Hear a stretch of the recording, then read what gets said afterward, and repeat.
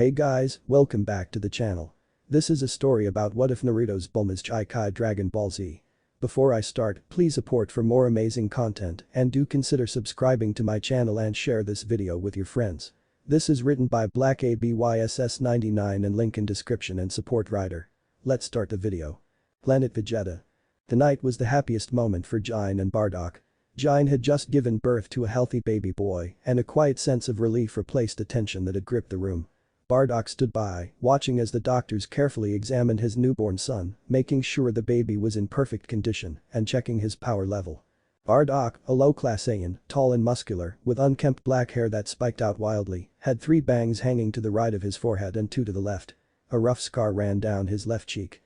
Like all Saiyans, he had a tail covered with brown fur wrapped around his waist.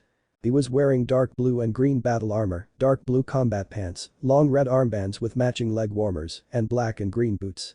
He couldn't help but feel proud. His son was healthy. That was what mattered most. But he waited for the final words from the doctors. Jine, his beautiful wife, also a low-class Saiyan, lay in the hospital bed completely naked, her body still recovering from the birth. She was a woman of average height, but her voluptuous body made her stand out. Her wide child-bearing hips held a juicy plump doughy ass. Her double D-cup breasts rose and fell gently as she breathed. With her pale skin, dark eyes, and long shaggy black hair, Jine had a softer look compared to her husband. She glanced over at Bardock, her eyes filled with warmth as she watched him. He might not show it outwardly, but Jine could tell he was proud of their son. Bardock leaned in and kissed her lips, Jine kissed back, savoring the moment. Breaking the kiss, Bardock silently thanked his wife for giving him the greatest joy of being a father. The power a level 4000, the doctor stuttered, staring at his scouter in disbelief. He adjusted it and checked again, but the result was the same. His hands trembled slightly as he looked over at the other doctors, all of whom were equally shocked. Without delay, they hurried over to inform the parents. What? Both Bardock and Jine shouted in unison, their eyes widened in surprise. A low-class Saiyan was born with a high power level that was unheard of. Jine's shock quickly turned into pride, her chest filled with happiness at the thought of their son's potential. Bardock, however, felt different. He felt pride but at the same time fear for his son. If the king hears about this, he'll kill my son, Bardock thought, his expression darkening. He glanced at his sleeping newborn through the glass of the incubation chamber. His son, so small and vulnerable, held so much power. The doctors, who were low-class Saiyans like Bardock, exchanged uneasy looks. They knew what was running through his mind. Bardock had witnessed something 3 years ago, something he never shared with anyone. He had been in the wrong place at the wrong time, saw King Vegeta's heinous act upon Broly, son of a middle-class Saiyan Paragus. Broly was born with a much higher power level, 5 times higher than Prince Vegeta's power. Bardock had watched in horror as the king's jealousy led to a brutal decision. Paragus's son was sent away to his death. It was a secret Bardock had kept ever since. Bardock clenched his fists at the memory, his knuckles turning white. "We can't let anyone know," Bardock muttered, his voice low but heard by the doctors. The doctors understood and nodded. They, too, didn't want the king to know. The last time they did, a child suffered the consequences. They would never speak a word of this night. Soon after, Bardock and Jine left the hospital and headed home with their newborn son who slept safely in the incubation chamber, being carried by Bardock's arms. Despite just giving birth only an hour ago, Jine had already begun to recover, thanks to the natural healing power of the Saiyan body. Her strength was returning quickly, but she still felt exhaustion all over her body and mind. As they entered their modest home, Jine stretched her arms and let out a long yawn. "I'm so tired," she said, glancing at her baby boy. "Good night, little one," she whispered, then turned to Bardock. "Good night, dear." Bardock gave her a smile, but his mind was filled with thoughts. Jine smiled at him before going into their bedroom, fell into sleep the moment his body hit the bed. But that night, Bardock couldn't sleep. His mind was restless. Instead of following his wife to bed, he stayed in their son's room. He pulled up a chair and sat down beside the incubation chamber, staring at the tiny figure who submerged peacefully asleep. He leaned back in the chair, letting out a sigh. What should he do about his son? How could he protect him from the paranoid king? Hours passed, and still, Bardock sat there, deep in thought. The next morning, Jine woke up by the warm light of the morning sun. She stretched her body, looked beside her and found Bardock wasn't there. Confused, she rose and immediately made her way to their son's room. Motherly instinct kicked in, she needed to see her son. When she entered, she found Bardock sitting silently by the incubation chamber, deep in his thoughts. "Bardock." She called her husband. "What are you doing here? Is everything okay?" Bardock turned toward her, he looked tired. "Yeah, I'm fine." He moved to her and kissed her. Jine kissed him back, but her concern didn't fade. "You were up all night, weren't you?" she asked, noticing the tiredness in his eyes. "What were you thinking about?" Bardock glanced back at their son, his face gaining a serious demeanor. "Our son was born with a power level far higher than that of a high-class Saiyan child," he said in concern. Jine's concern only grew more. "What are you saying, Bardock? Why are you looking so worried? Aren't you proud of our son?" "I am proud," he snapped. Jine flinched. Bardock quickly realized his mistake and comforted his wife in a tight hug. But Jine wanted answers. He looked into her eyes and, after a moment, finally decided to tell her his concern. Jine gasped in shock, her stomach twisted, and she felt sick. She couldn't imagine that happening to their son. "If King Vegeta finds out about our son's power level, it could mean his death or worse. We can't risk it, Jine." What are you saying?" Jine asked again, her voice trembling slightly. Bardock turned back and looked at the incubation chamber. "We need to send our son away. Far away from King Vegeta's sight."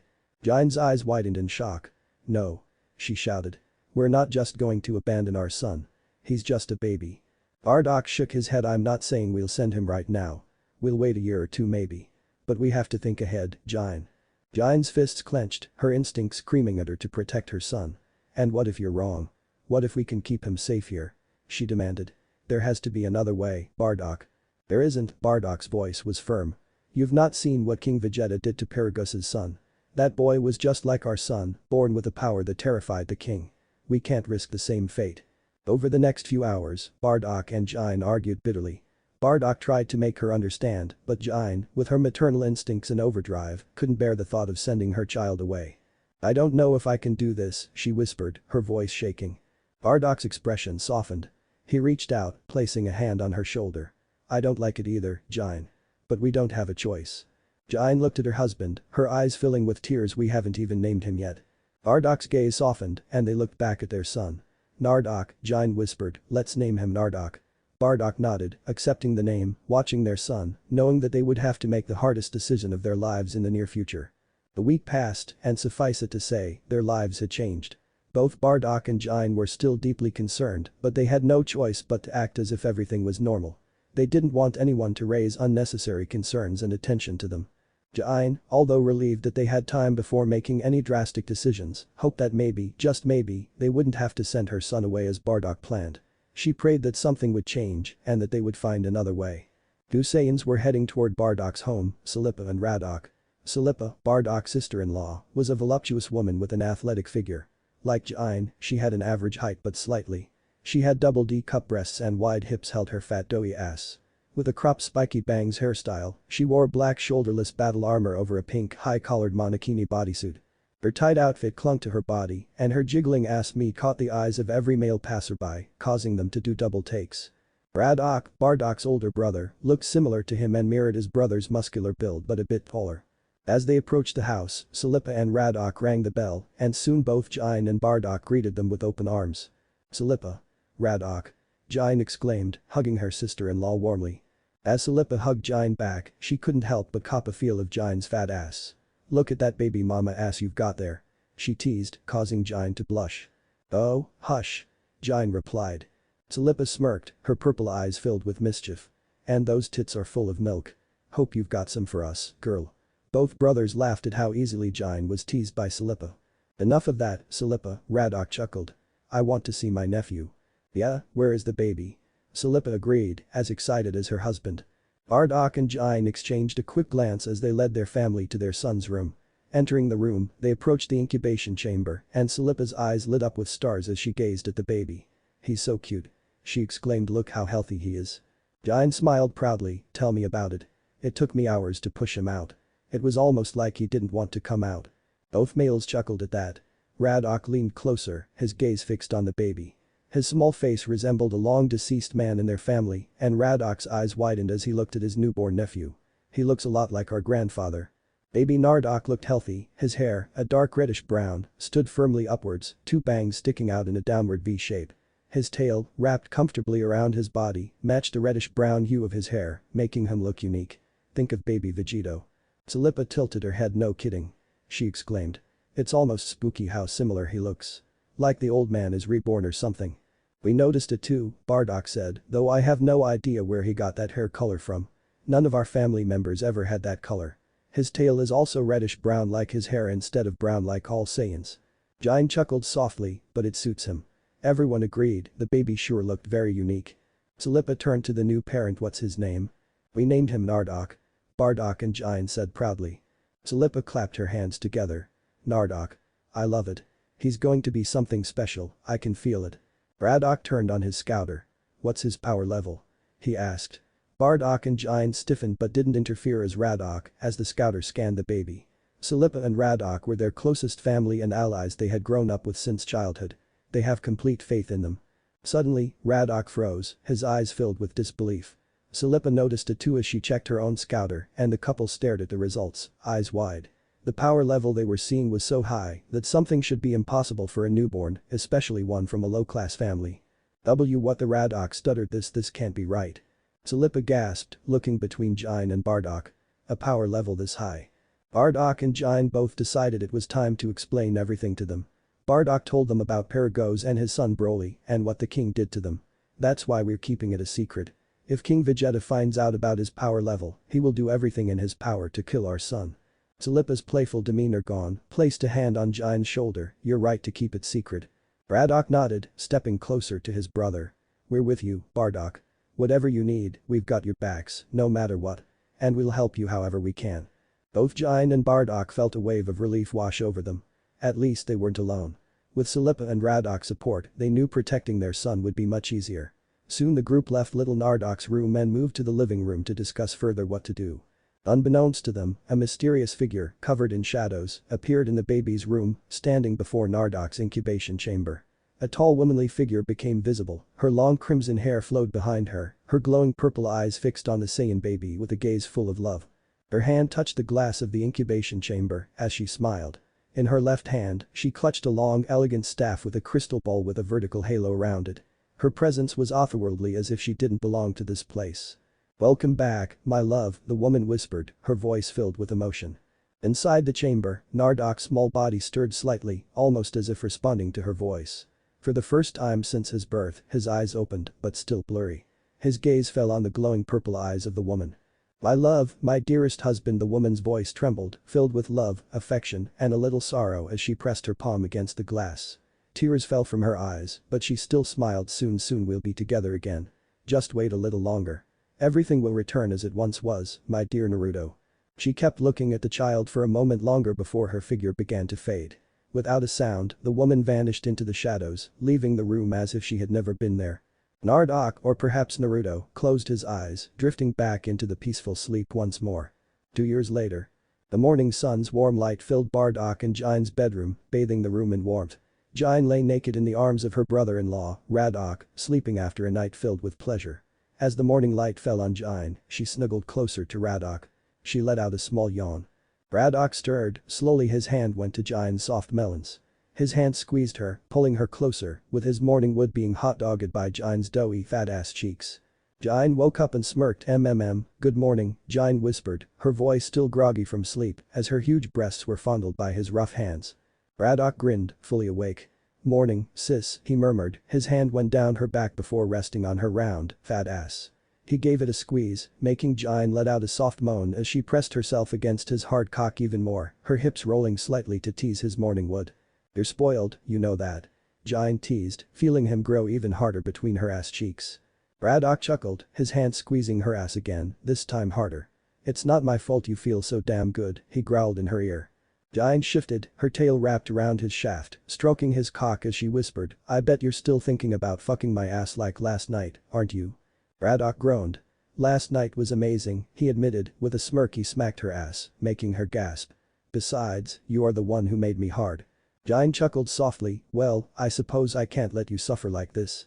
Moments later, Jine was found between his legs giving him a wet, sloppy morning blowjob. Her lips formed a tight O-ring around his shaft, and her head quickly bobbed back and forth as she easily gave her brother-in-law a sloppy blowjob. While he was groaning in pleasure, his hands were not idle. He put his hands on her head. Jine took Radok's cock out of her mouth and smiled at him. Her tongue was dangerously close to licking his veiny member. Giving the prick a long lick, she slowly rolled her tongue round the engorged head, lapping at his pre-jizz. She slowly pumped his cock skillfully with a sultry smile. She took his cock in her mouth again and gave a long, sloppy suck, skillfully taking his cock down her throat while swirling her tongue around the cock. She could still taste the flavor of her and his mixed cum on his cock. Braddock moaned in pleasure, pushing her deeper and making her take his cock down her throat. She bobbed her head up and down, much to his pleasure. The room became filled with the sound of Giant sucking and slurping on his cock. It wasn't the first time she was doing this with her mate's brother. In Saiyan society, physical intimacy and relationships were vastly different from many other species. Sex was not just an act of reproduction but a form of bonding, a fun activity filled with pleasure. The Saiyan people held a unique view of morality when it came to sexual relationships.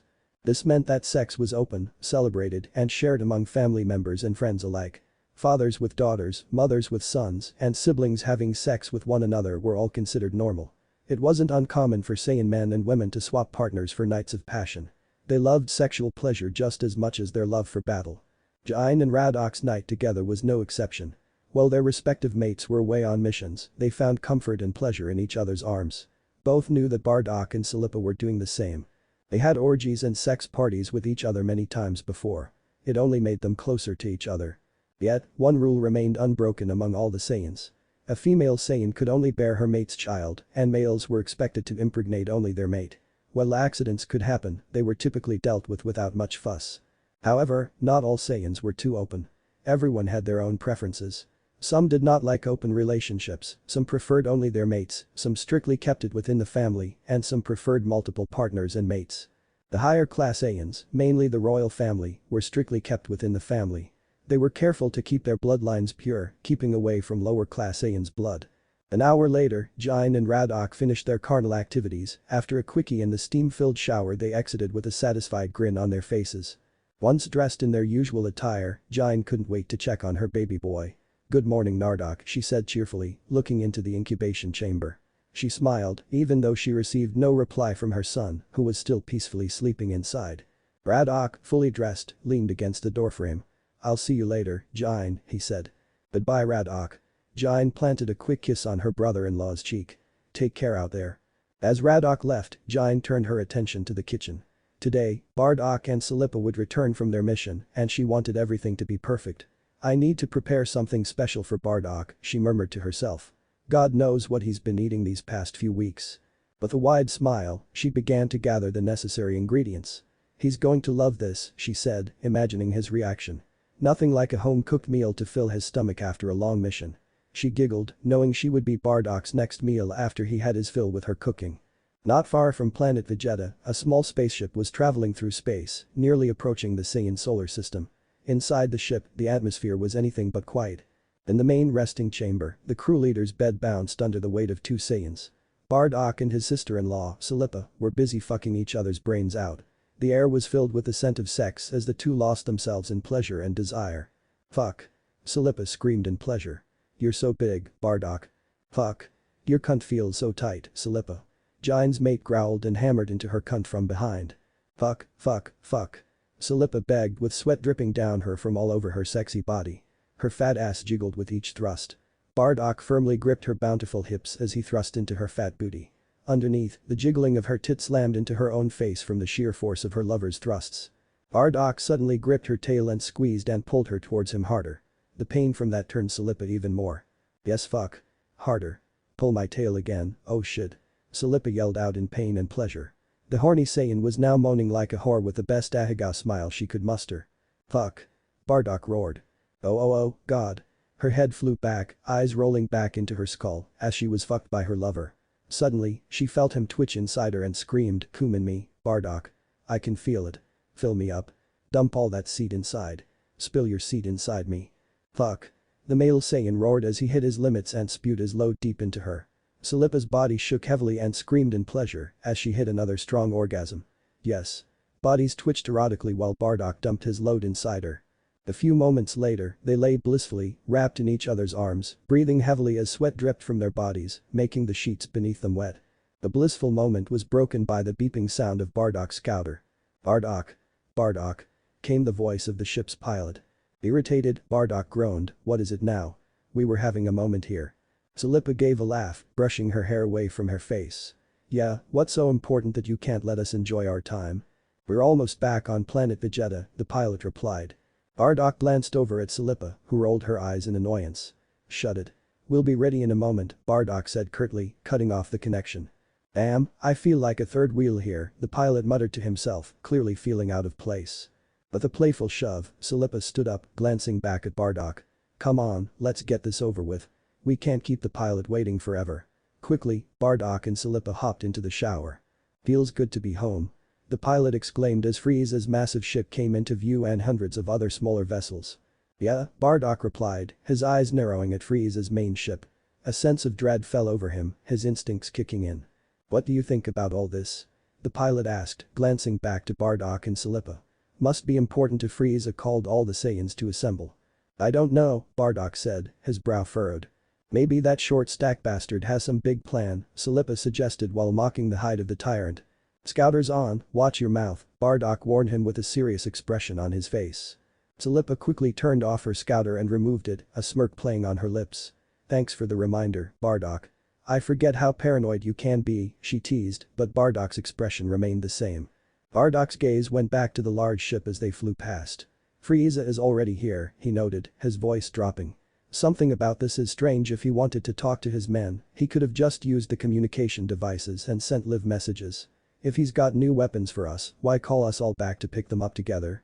Salipa looked at Bardock, confused. "What do you mean? You think something's wrong?"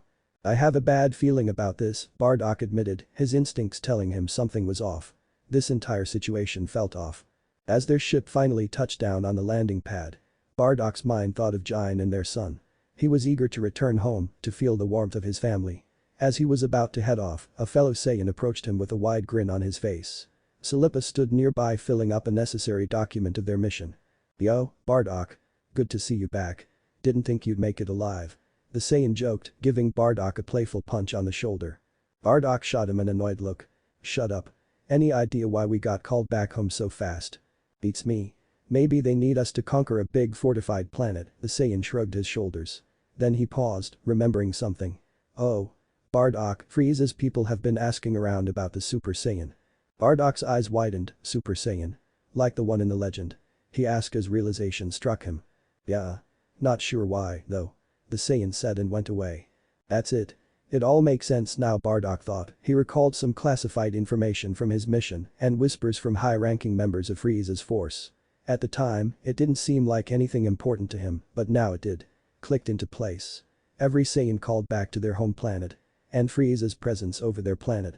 Salipa came to him. "Listen," Bardock said to his sister-in-law, his voice low. "If Frieza is asking about the Super Saiyan, it could mean trouble. We need to be on high alert." The female Saiyan quickly caught up on what he meant. "You think he is up to something?" "Maybe," Bardock replied, feeling the weight of the situation pressing down on him. "I'm heading home. I need to warn Jin." "I'll tell Radok," Salipa said and quickly took off toward her home. Whatever Frieza was planning, Bardock was going to make sure his family was ready for it. Frieza's ship command bridge. The command bridge of Frieza's flagship was filled with cold air. Frieza in his hover chair gazed out into space. But his attention was fixed on planet Vegeta. Despite being called the tyrant of the universe, he was quite small, only standing at the height of 5'2". His skin is mostly pink with purple sections on his head. His eyes are narrow and red. He had 2 black horns and a long tail with a purple spike at the end of it. He wore black shorts and a typical armor. Frieza's tail swayed lazily, his crimson eyes narrowing as he watched small ships of the Saiyans entering their home planet. Behind him, his trusted lieutenants, Kikono and Barablu, stood patiently. Kikono cleared his throat and stepped forward. "Lord Frieza," his voice trembled slightly, "the majority of the Saiyans have already returned to planet Vegeta, as per your orders." "And how long until the rest of them arrive?" Frieza asked, his voice sounded quite feminine yet held cold and ruthless in her tone. "A day or 2 at most, my lord," Kikono answered, tapping at his scouter to confirm the data. Frieza turned his hover chair, his fingers tapping on the armrest. Saiyans. Such a troublesome race. Nothing but wild space monkeys, yet their pride knows no bounds. He smirked. Barablu stepped forward. "Are you concerned about their growing strength, Lord Frieza?" Frieza looked at her with amusement. "Concerned?" He chuckled. "No, not at all, Barablu. But I have heard rumors of a certain legend. The Super Saiyan. There has been no recent info on that matter, my lord," Kikono said. "The Super Saiyan is widely considered a myth, an old fairy tale. Nothing to fear, my lord." Frieza glared. "Myth, you say?" He hovered closer to Kikono, his tail ready to strike. "Do you think I'm a fool, Kikono?" That I would destroy the entire Saiyan race because of a mere fairy tale. And no, Lord Frieza, Kakaroto stuttered, bowing his head. Of course not. But there's no evidence that the Super Saiyan actually exists. Frieza hummed thoughtfully. Perhaps. But myths are born from truth, and I don't like it. He paused for a moment. A warrior of extraordinary power, one that could rival even my own. That is enough for me to destroy them. He only told the half-truth, no need to reveal the real reason why he suddenly wanted to wipe out the Saiyan race. Barablu spoke up, but the Saiyans, even with their combined strength, are no match for you. Frieza smirked. Indeed, Barablu. But even the smallest seeds, if left to grow, can become a forest of weeds.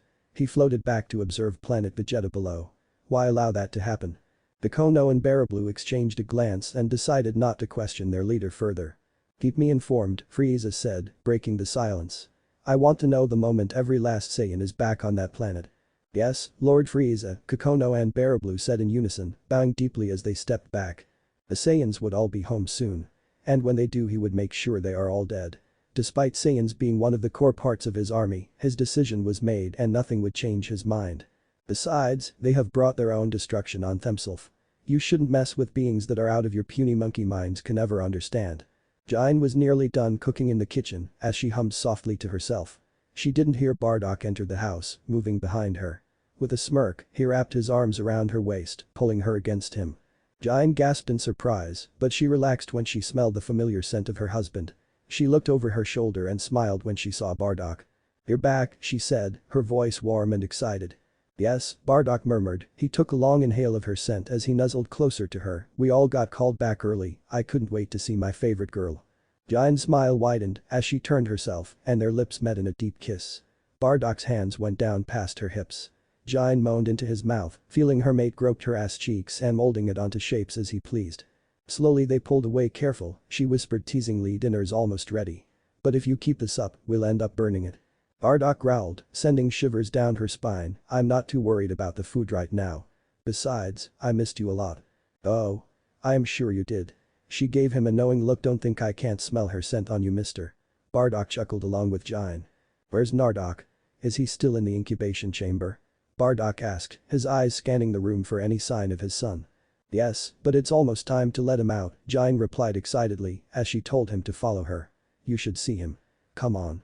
She practically sprinted to Nardoc's room. They reached their son's room. He was still sleeping peacefully, floating inside. Still sleeping, huh? Bardock said.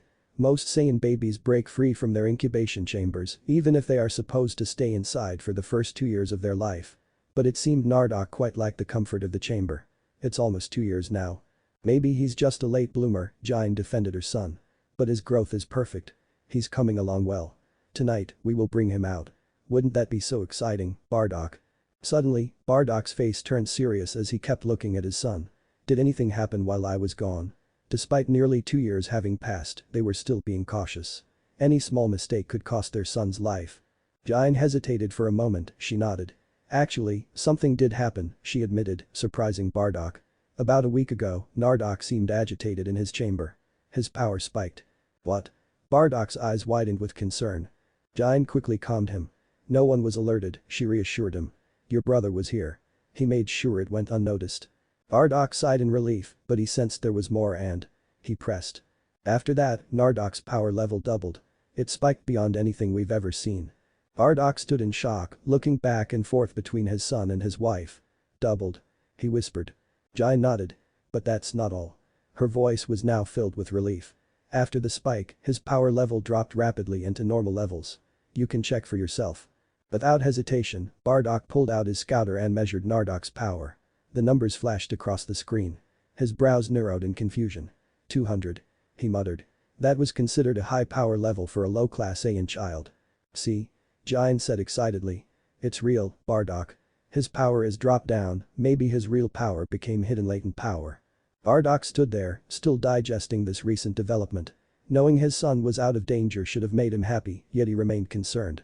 After everything he had learned and with his growing concern about the threat of Frieza hanging over their planet, he couldn't take any risks. It's good that his power came back down, Jine said, now we don't have to send him away. We can raise him here, with us. And when he grows up, I'm sure he'll become even stronger, so strong that not even the king will not be able to pose a threat to him. Bardock narrowed his eyes. After dark I'm going to steal a pod for him. Huh? Jine turned to him, her face filled with confusion. Steal a pod. What are you talking about? I don't think we should wait any longer, Bardock said, his voice low and serious. Jine's confusion deepened as she tried to understand what he was saying. What do you mean? She asked in concern. Didn't you hear what I just said? Nardoc is safe now. His power level dropped to normal. The king wouldn't have any reason to do anything to him. He's ready to come out of the incubation chamber. And. Bardock shook his head, cutting her off. The king isn't our biggest problem anymore, Jine, he said, we have to hurry. Because of Frieza. Frieza? She repeated. Bardock nodded, I think he's afraid of something of the legendary Super Saiyan. Jine was stunned by his words. Hold on Super Saiyan. But that's just a myth. A fairy tale. She exclaimed. I know, he said. But Frieza isn't treating it like a myth. He's bothered by it. I got this bad feeling about this. Jine's eyes went wide, trying to process what he was saying. Tell me you're joking, Bardock, she whispered, her voice trembling. Bardock's face remained serious on the mission. I overheard things. Frieza's men have been asking questions, digging into legends and rumors about our kind. And then, out of nowhere, he orders every Saiyan back to planet Vegeta. Doesn't that strike you as odd? Why assemble us all at once unless he has something planned? Jine stepped back, her hand covering her mouth in disbelief.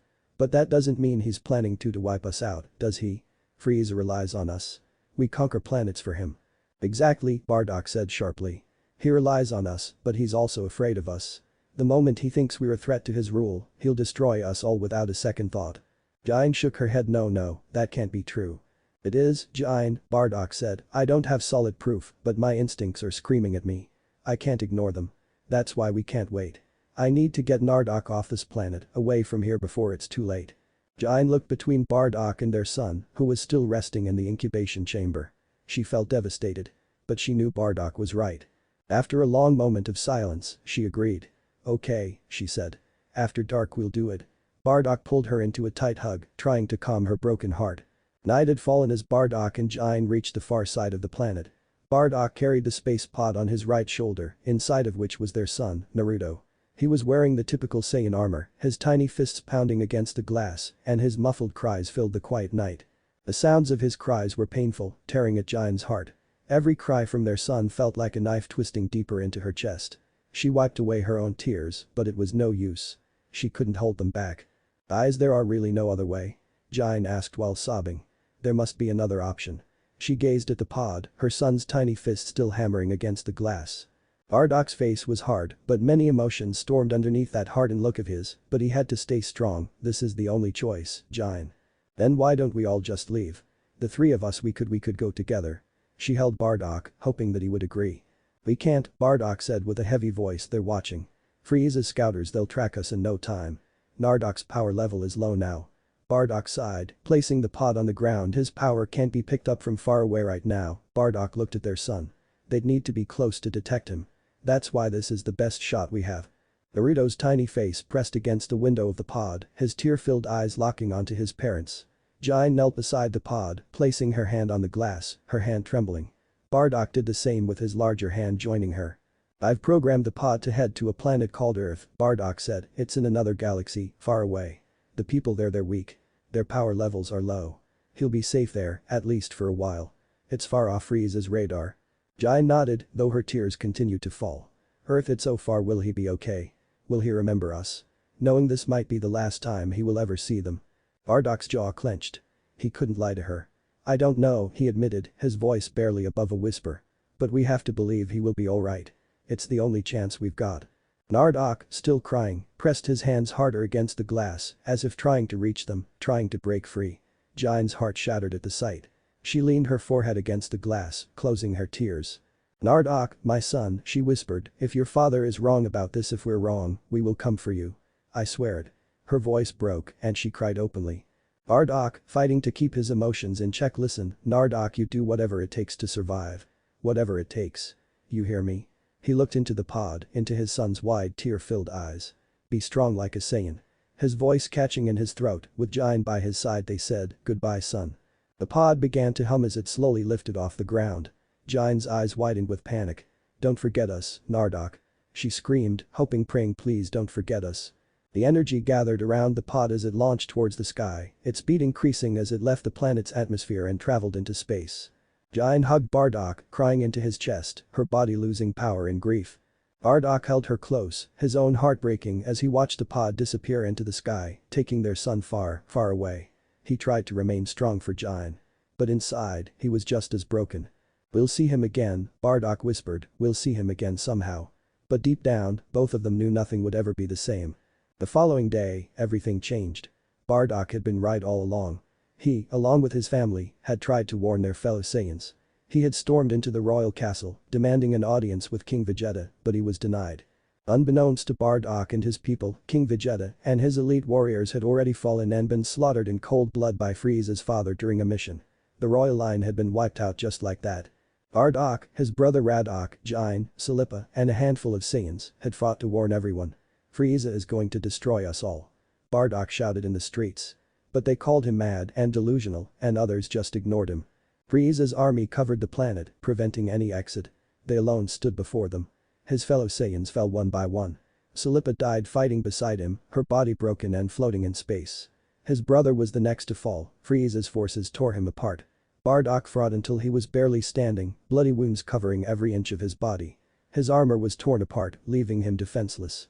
Still, somehow, he survived. Perhaps it was sheer will. Perhaps it was Jine's prayers and love that kept him alive. But now, Bardock stood alone. Just above the planet's atmosphere, Frieza's ship hovered like a predator. Bardock's instinct screamed. His fists clenched tightly, this would be his last stand. Frieza floated out of his ship in his hover chair, his icy gaze lazily scanning the planet beneath him. Saiyans, Frieza muttered with a cruel smirk on his lips, "Time to die, monkeys." Bardock knew he had no chance, but his Saiyan pride wouldn't let him accept his own death that easily. If he was going to die, he would go down fighting until his last breath, dying like a true Saiyan warrior. His aura flared, Kai surrounded him as he charged toward Frieza, every ounce of his remaining strength poured into this final attack. "I won't let you do this," Bardock roared Frieza. Frieza watched Bardock. "Oh, how amusing," he chuckled. "The last, desperate act from a Saiyan, how amusing indeed." Raising one finger, Frieza began to gather Kai, forming a glowing small sphere. "Time to end this little game," Frieza said with a smirk. The small Kai blast shot from his fingertip toward the planet below, toward Bardock. The small falling sphere suddenly grew larger and larger into a large death ball. Bardock roared as he fired a powerful Kai blast directly at Frieza's death ball. The beam collided with the death ball, trying to push it back. Bardock gritted his teeth, pouring everything into the blast.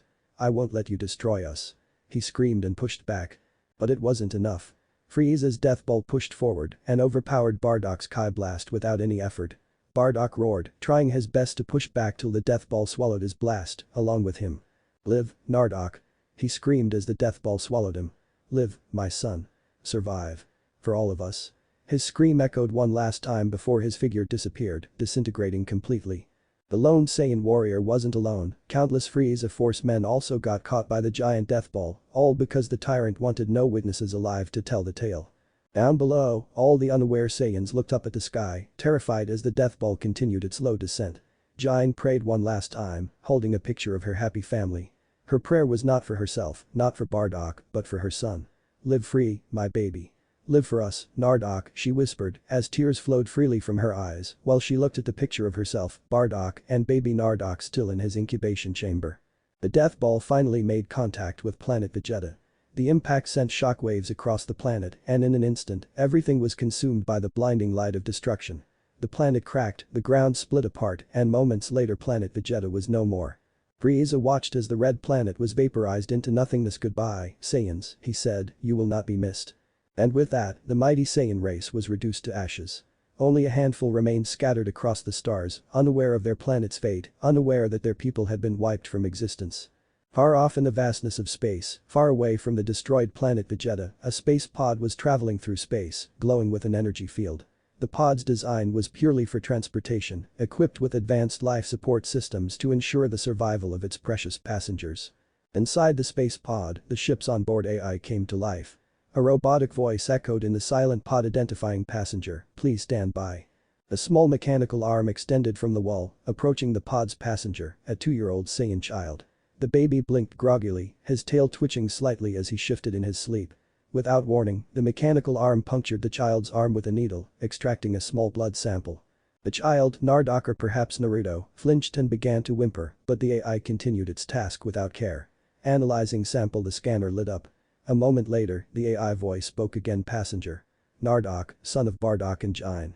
Status. Low class alien. Destination. Earth. Estimated time of arrival. 2 months. Nardoc's cry of pain filled the pod, but it quickly faded as the AI activated the hibernation mode. Slowly the child fell into deep sleep for the long journey. The pod, now silent once more, continued its journey toward its distance. 2 months later. The pod approached Earth, its metallic body beginning to heat up as it entered the planet's atmosphere. Inside, Nardoc was still asleep, unaware of the world he was about to crash into. Suddenly, the AI voice once again came to life. Wake up, Nardoc. Destination reached. Landing procedures initiated. Nardoc's eyes slowly opened, his vision was blurry and confused. He yawned, rubbing at his eyes with a tiny fist as he glanced out the window. The view outside caught his attention, a beautiful planet that glowed with shades of green, blue, and white. His young mind was amazed at the beauty of the world below. His lips curled into a small smile, a sense of familiarity washing over him as if he was finally home. But the peace was short-lived. The pod began to violently shake, scaring the child, and Nardoc let out a loud cry. His cries filled the pod as it descended. Outside, the pod fell through the sky like a shooting star. The turbulence grew worse, and the Saiyan child's cries grew louder. The pod's automated system slowly stabilized the descent and crashed into the earth, sending a shockwave through the surrounding area. A crater formed around it. Nardoc was protected by the pod's protective systems. Far from the crash site, at the foot of a dense forest, a small hut was seen. Beside the old hut, a bald old man about 5'5" sat by a campfire. His Fu Manchu mustache and beach outfit made the man look like a retired man. He heard an explosion that shook the mountains and the forest, shaking the ground beneath him. Startled, he looked at the distance. Smoke and dust rose in the distance. Well, now what could that have been? A meteor, maybe. He rubbed his chin thoughtfully. It's far from here, though. It'll take me 2 days to get there on foot. No need to rush. He began to pack a few supplies and a wooden staff. Looks like you were right as always, Yaga, he muttered to himself. Something interesting did happen after all. Coming here wasn't a waste. With a final sigh, he began his slow walk toward the crash site. Back at the crater, Naruto stirred, his cries fading as he slowly calmed down. His tail flicked around behind him as he looked out of the pod's window. The AI voice chimed in one last time. Welcome to Earth, Nardoc. This will be your new home. The AI's systems, having detected the dark surroundings, decided not to open the pod's door until daylight. The Saiyan child blinked, unable to understand those words. All he knew was that he was alone.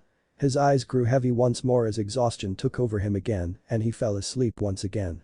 The morning came, the sun's warm rays fell, and the entire forest began to awake.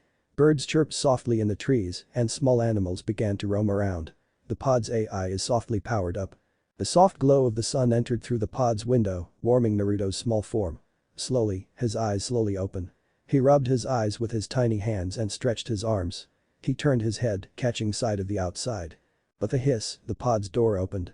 Pod opening. Welcome to Earth, Nardoc. The Saiyan child, still a bit groggy, blinked and stared at the open door for a moment. Slowly, curiosity got the better of him and he began to crawl outside. He hesitated for a moment, unsure of what to do. Then Nardoc tried to stand up. His legs shook and he fell back onto his butt. But the little Saiyan didn't give up. He grunted again, getting back to his feet. This time he stood tall as a 2-year-old could. Naruto took a shaky step forward, then another. His movements were clumsy, but with each step, his confidence grew. Soon, he was walking into the surrounding forest. Saiyan's large, curious eyes scanned his surroundings. He looked at the towering trees and heard sounds of birds singing and many small animals here and there. He was cautious, but his curiosity was greater. A few deer appeared as they noticed the small child. Birds flew closer as they sang their morning songs. Nardoc stood there for a while, wanting to explore more. But despite his curiosity, something held him back from going too far from his pod. After a while, he felt hungry and Nardoc decided to head back to the pod. Inside, he found processed food that had been packed for him. His stomach growled as he began to eat, including the packages, not knowing they were not meant to eat. As he ate, a sound caught his attention. Naruto looked up and saw a bird standing just outside the pod. The bird watched him with curiosity. The Saiyan child smiled brightly at the bird and offered some food. The bird flew closer and took the offered food. Nardoc giggled happily and gently petted the bird, who did not feel scared by the child's touch. Soon, other animals began to gather around the pod. A deer cautiously approached, squirrels and rabbits too. But as the day went on, the sun began to set. The animals began to return to their home. One by one, they disappeared into the forest, leaving Nardoc alone. Only the bird remained, making the pod its shelter for the night.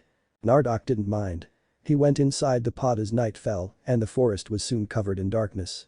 The next morning, the sun rose once again. Nardoc awoke to the soft chirping of birds inside his pod. Today, Nardoc felt more adventurous. He decided to explore further. Stepping out of the pod, he went deeper into the woods, wandering around and exploring to his heart's content. However, he never strayed too far from the pod. After a short while, the Saiyan boy returned to his pod once more, feeling satisfied with his exploration. The old man walked through the thick forest, his bald head shining under the sun.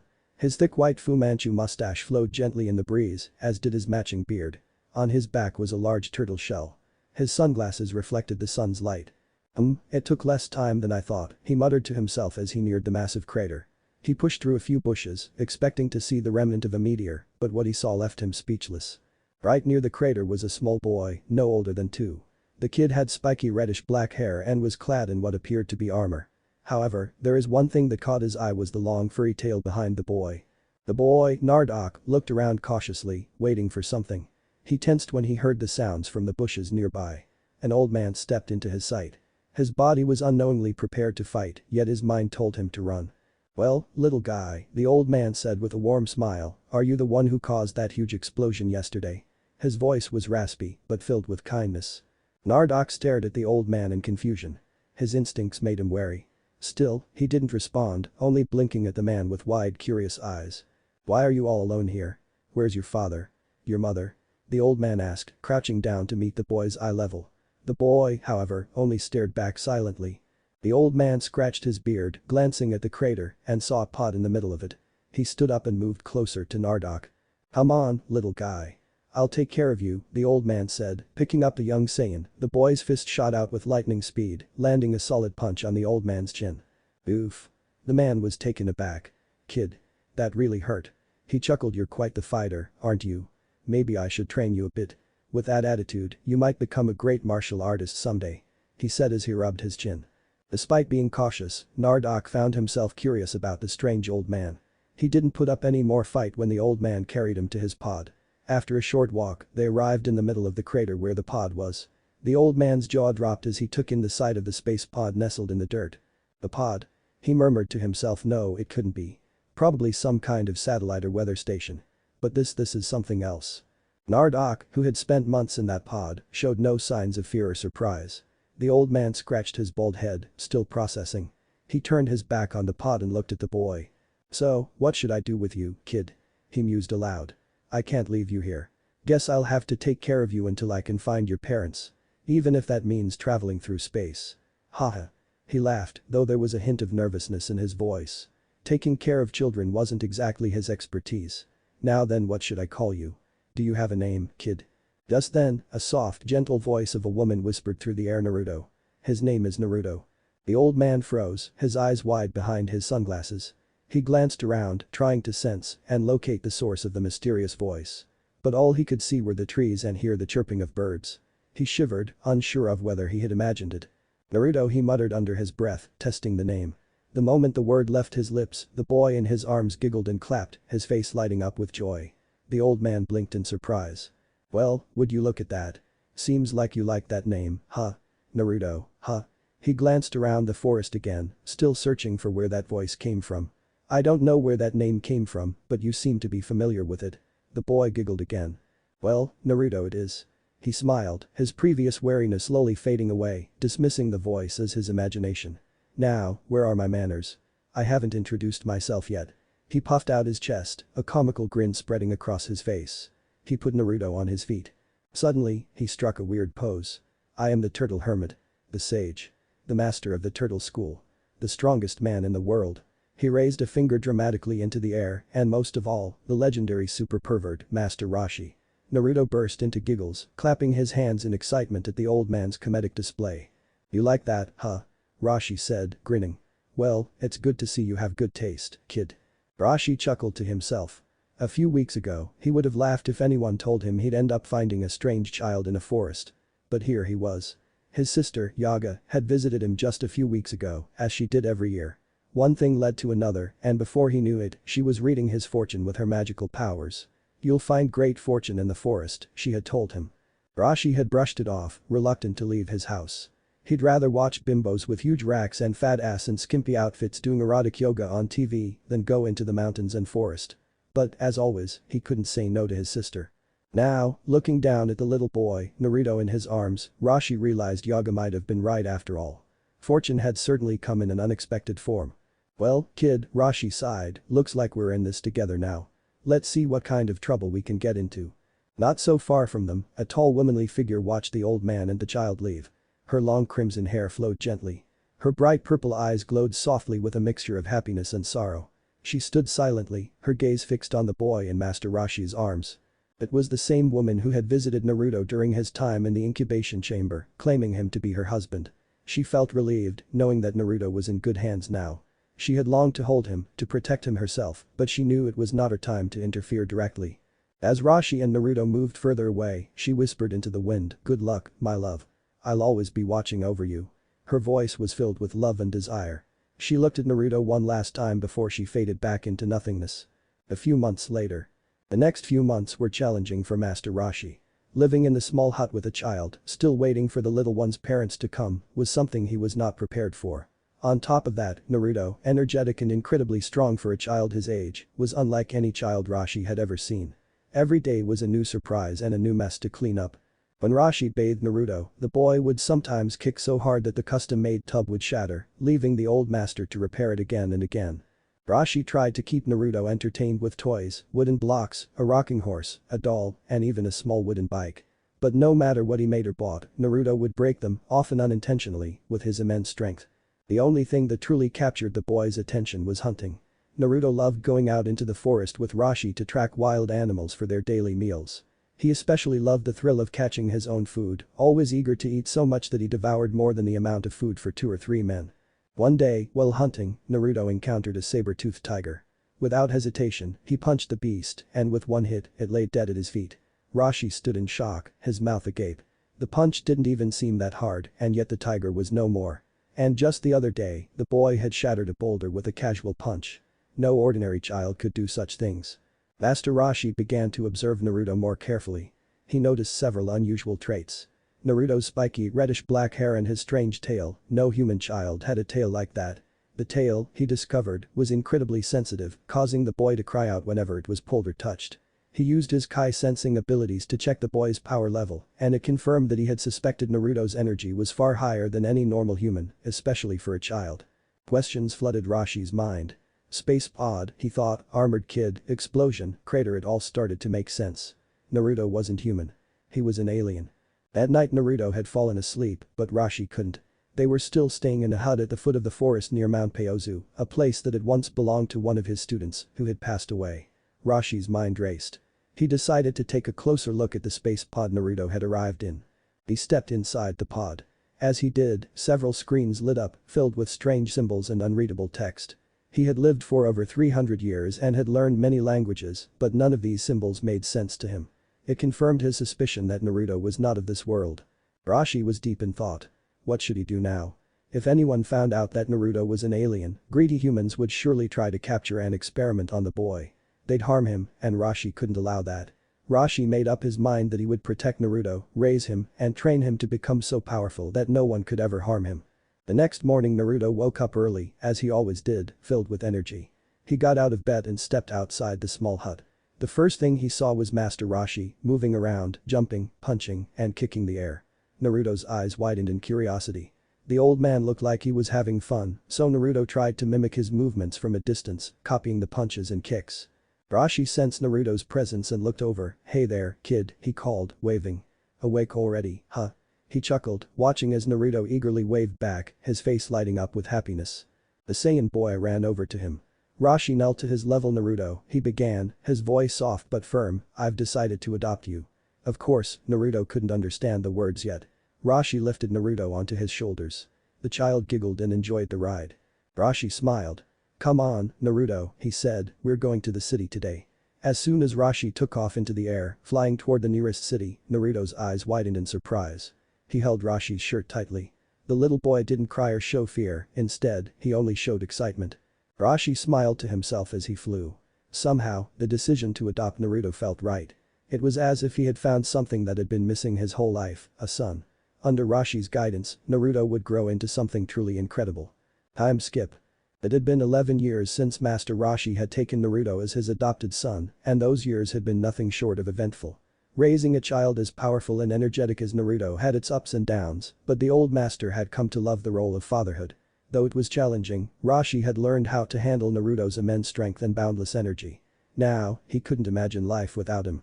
On this peaceful morning, Master Roshi sat inside his lovely Kame house, a small pink house with a red roof that stood on a tiny island far out in the ocean. Despite its remote location, the house had everything a modern house needed, with the TV and phones working just fine. The small house was almost indestructible.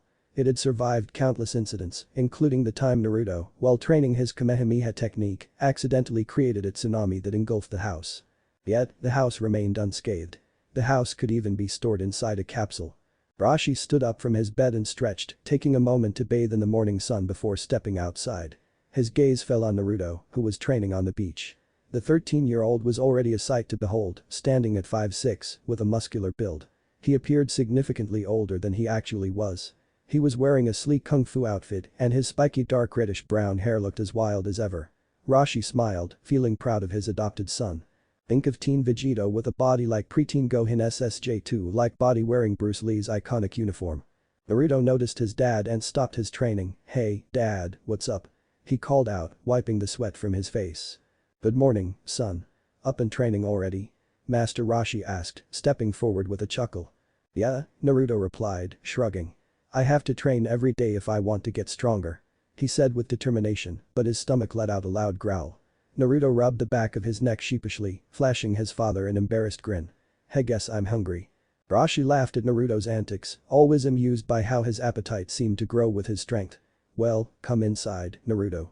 Let's have some breakfast before you tear down the house with that stomach of yours." The two made their way back into the house and started eating what the old man had already cooked: rice, eggs, and some leftovers from last night. As they ate, Roshi couldn't help but marvel at how much Naruto had grown, not just physically, but mentally and emotionally as well. Flashback. After officially adopting Naruto, Master Roshi took him to a local store where he bought him clothes and other necessities. The two of them returned to Mount Paozu to retrieve the space pod, and then Roshi brought Naruto to his home. It was there that he began to raise the alien boy. At the age of 4, Roshi decided it was time to fully introduce Naruto to martial arts. He took him to a larger island where he began teaching him turtle-style martial arts and how to harness and control his Kai. Naruto proved to be a prodigy with how fast he was progressing. However, there was one weakness found when he first started training: his tail. When it was squeezed, it caused Naruto extreme pain. So Roshi made sure Naruto trained with his tail as well to build pain tolerance and eliminate that obvious weakness. When Naruto turned 5, something shocking happened. One night, while they were having a barbecue under a full moon. When the young Saiyan's gaze fell on the moon, Naruto suddenly froze. "Dad, I don't feel so good." His breathing quickened, making Roshi worried. "Are you alright, Naruto?" he asked in concern. Naruto's gaze remained locked on the moon as his tail began to twitch. A spark ignited in his eyes, now flashing crimson, and his heartbeat quickened. Suddenly, he blacked out. To anyone watching, it would appear as if he was transforming before their eyes, his teeth sharpening into fangs, his nails turning into claws, and his body getting bigger and bigger, tearing out of his clothes. Reddish-brown fur grew all over his body, his face turned into a muzzle, and his whole eyes became blood red. "Bruoir." The newly transformed Naruto roared, shaking the very ground beneath them and sending all nearby wildlife fleeing. Roshi stood frozen in shock. What on earth? How? He struggled to find the words. Before him loomed a giant 30-foot-tall ape. R R R R R R R R R R R R O O O O O O O O O O O O A R R R R R R R R R. Another earth-shattering roar erupted from Naruto. "No!" Roshi gasped, gazing up at the beast. "Naruto," he whispered, panic rising in his chest. "Naruto. Please, say something." As if he'd heard Roshi's plea, the beast paused. Naruto clutched his head, shaking it violently, then gave another roar, but this time it was in pain. "I think I'm getting through to him," Roshi said, cupping his hands around his mouth. "Naruto, please listen. It's me, Roshi. Your dad. You remember me, don't you? Please, say something." "Me dad?" Naruto's deepened voice echoed, yet it was still a childlike tone. Relief washed over Rashi. Thank goodness you still remember me. You really scared me there, Rashi said with a smile. Naruto didn't grasp why he wouldn't remember his own dad. But an important question came to his mind. Dad, how come you're so small? He looked around in surprise. Dad, everything is so small. What happened? Naruto, you need to know I didn't shrink. Everything is still the same size. You just got bigger. I did. Naruto tilted his head in confusion, looking adorably naive despite his monstrous appearance. Rashi nodded yes, and it seems you transformed into a giant ape somehow. I'm still trying to wrap my head around this. An ape? Naruto raised a massive furry arm to his face. His eyes widened as he examined his feet and his giant furry body. Panic surged within him. He plopped down onto his butt, tears filled his eyes, which Rashi couldn't miss. Sniff, but I don't want to be a giant monster ape thing. I want to be me again, Dad. I can't go into our house because I'm too big or sleep in my bed or anything. I want to change back now. Help me, Dad. Naruto's cries filled the night, echoing through the island. Rashi wanted to comfort him, to help him, but he was just as lost. One moment, Naruto was a boy, the next, he was a beast. He didn't know what to do. Maybe if he could get Naruto to recount what happened, it would provide a clue. But suddenly something caught his senses. Wait, Naruto, noticing a bright red light gathering in the back of his son's throat, but it seemed Naruto was unaware. Naruto, stop. Before you're too late. Naruto unleashed a massive red Kai blast, propelling himself backward as he caught himself with his giant arms. The Kai blast soared above the sea until it hit an island far away, destroying it in a large explosion. Blinding light covered the whole night sky. They both stared in awe but for different reasons. What power. This boy, no older than 5, has so much Kai. And it just came from his mouth. Plus, there's so much power behind it. Is it because of this form? Rashi thought in surprise and amazement. Wow, did I just do that awesome? Naruto grinned like a child. Rashi slowly turned to gaze up at Naruto. How did you do that? I don't know, Dad, I just did it. Rashi didn't exactly expect any answer, given that he hadn't taught Naruto any Kai techniques yet. Naruto, do you know how you got like this? What were you doing before you transformed? Well, I remember looking at the moon, Naruto replied. The moon? Rashi raised an eyebrow, surprised. But you've seen the moon plenty of times. Naruto nodded. But this is the first time I saw a full moon. Now, Rashi's eyes widened with understanding. I think I get it now, my boy. That's why this happened to you. It's the full moon. He glanced back at the moon. I guess when it goes away, you'll turn back to your normal self. Naruto's eyes sparkled with hope. Really? Well, it's a guess. But if I'm right, then yes. So since you'll probably change back when daylight comes, what do you think of your ape form now? Naruto beamed, showing off his sharp teeth. It's awesome. That thing I did that blew up was so cool. And I'm taller than you, Dad, and everything. Rashi chuckled at the boy's excitement. Just moments ago, Naruto had been terrified, but learning he would return to normal with the dawn had completely shifted his mood. Well, Naruto, it seems you'll need to sleep outside tonight. But I'll stay with you if you'd like, alright? Naruto nodded eagerly. Thanks, Dad. Rashi went inside his tent to grab a blanket, returning to find Naruto lying on his back with his eyes closed, a smile still lingering on his face. He nestled against Naruto's giant furry arm, using it as a pillow. What should I call this form, Dad? Naruto asked, his voice sleepy. Rashi pondered, I'm not sure. What do you think? And how about Izaru? Izaru? Where did that come from? Rashi inquired. I don't know. It just came to my mind. Rashi decided not to question it further. Well, then. Now sleep, you need your rest. With a loud yawn, Naruto closed his eyes, relaxing. Good night, Dad. Good night, Naruto. As both drifted off to sleep, each pondered how the future would turn out after such a phenomenon. One thing was certain, it would be interesting. As the years passed, Master Rashi trained Naruto extensively, watching with pride as the boy progressed. Naruto's body adapted quickly to every challenge, and even his once vulnerable tail, his greatest weakness, became a source of strength. Rashi had worked hard with Naruto on this, constantly aiming at the tail during sparring sessions until Naruto could withstand the pain. Over time, he no longer felt pain when it was grabbed. Academically, Naruto was not a prodigy, nor was he below average, but Rashi never saw it as a problem. The boy was more interested in martial arts than books, and that was okay. He wasn't meant to be a scholar. What Naruto lacked in academics, he more than made up for with his unbreakable will and passion for fighting. Rashi taught him about the world, societies, civilization, and its histories. Took him to cities. There was everything, from buildings to vehicles, and even every modern technology. He taught everything to Naruto. Although these things were foreign to Naruto, who lived his early childhood on islands, Rashi made sure the boy understood everything. One thing was for sure, Naruto learned by doing things, seeing things, but not by reading books. Naruto might not have seen much of the world yet, but his mind was quick and he absorbed what he could. By the time Naruto was 10, Rashi decided it was time to tell him the truth about his origins, or at least, what little Rashi knew. One evening, as the sun was setting, Rashi brought up the subject. "Naruto, there's something I've been meaning to show you. It's about where you came from," Rashi said, his tone more serious than usual. Naruto's eyebrows furrowed in confusion. "What do you mean, Dad?" Rashi led him to the old space pod and got straight to the point. "This pod, you arrived in it. It's where your journey started, son. You might not be from this planet." Naruto's eyes widened as he processed the revelation. "Wait, you're saying I'm an alien?"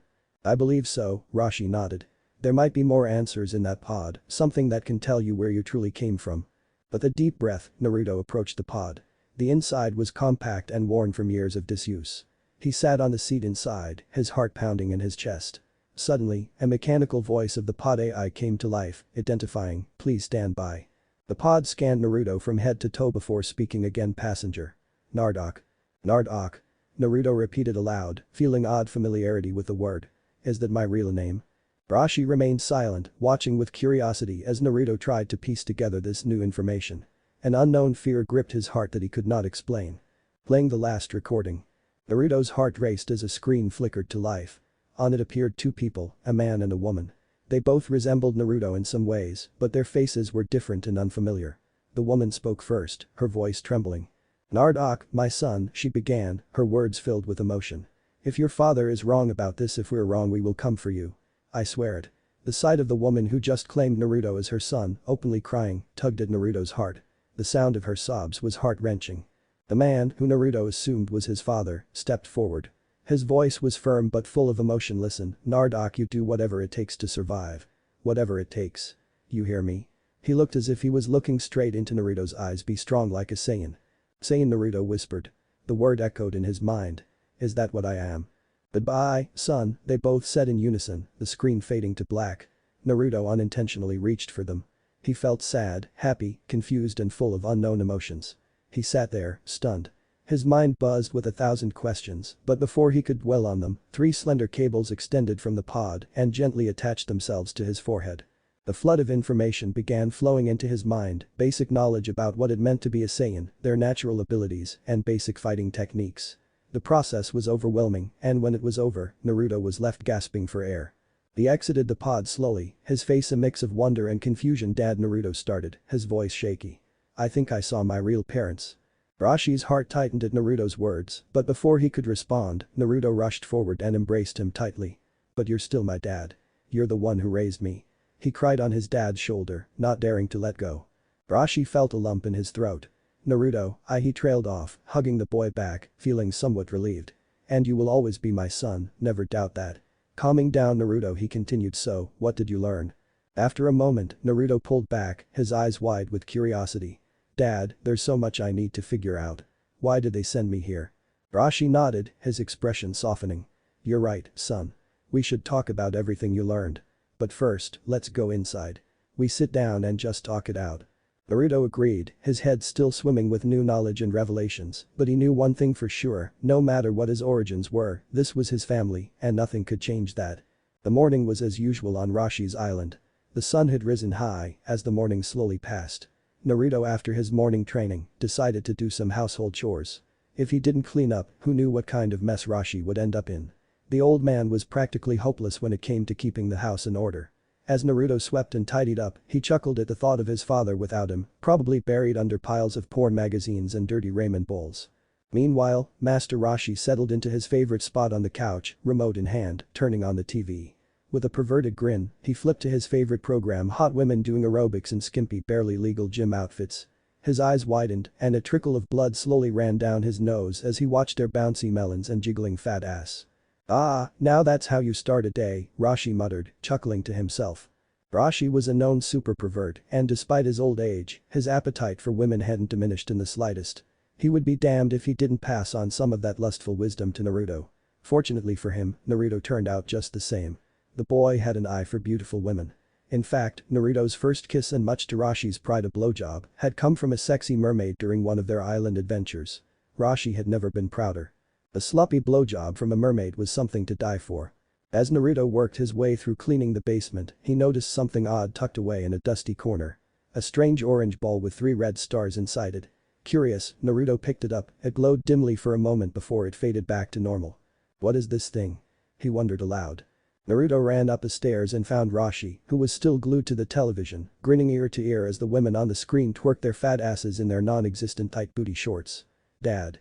Look what I found." Naruto called out, holding up the strange orb. Rashi tore his eyes away from the screen, slightly annoyed at being interrupted, but when he saw the ball in Naruto's hand, his face lit up with recognition. "Well, I'll be that's a Dragon Ball." Rashi exclaimed, sitting up straight. "The Dragon Ball?" Naruto repeated, tilting his head. "What's that?" Rashi turned off the TV. Dragon Balls are magical orbs. If you collect all 7 of them, you can summon a dragon named Shenron, and he'll grant you any 2 wishes. Naruto's eyes widened with excitement. Wait, any wish? That's incredible. Maybe I can collect all 7 Dragon Balls and make my wish. But where can I find the others? Rashi scratched his chin. Well, the Dragon Balls are scattered all over the world and they can be in just about any corner of it. But I remember seeing one at Mount Peozu years ago. Do you remember the old hut I told you about? There might still be one there. Naruto could barely contain himself. Can I go look for them, Dad? Please. Please, please, please. He begged, practically bouncing on his feet. Rashi chuckled at Naruto's enthusiasm. How do you plan to find them, son? The world is a big place. Naruto's face fell for a moment as he realized he didn't actually have a plan. But then, a spark of determination ignited in his eyes. I don't know, but I'll figure it out. I can do this, Dad. I know I can. Rashi watched Naruto carefully. Over the years, Naruto had grown stronger, much stronger than Rashi had ever anticipated. He had taught the boy everything he could, but there was a limit to what could be learned on their tiny island. The time had come for Naruto to explore the world, to face challenges, to gain experience and knowledge on his own. After a long pause, Rashi sighed and nodded. Alright, you can go. Yes. Yes. Yes. Naruto cheered, leaping into the air with joy. But then Rashi raised a hand and Naruto stopped mid-celebration.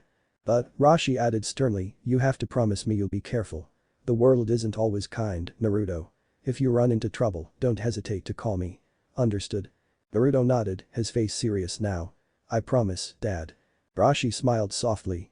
Good. And take the Nimbus. It'll help in your travels. Naruto's face lit up again as he ran outside. Ni I am Buis. He yelled into the sky. A few moments later, a golden cloud zoomed toward him, stopping just above the ground. Naruto leaped onto it, looking back at Rashi with a wide grin. I'll find all the Dragon Balls and make my wish, Dad. I'll be back soon. Rashi stood at the entrance of their home, watching his son hover on the Nimbus cloud, a mixture of pride and worry filling his chest. Be careful out there, my boy, he called out, his voice carrying both love and concern.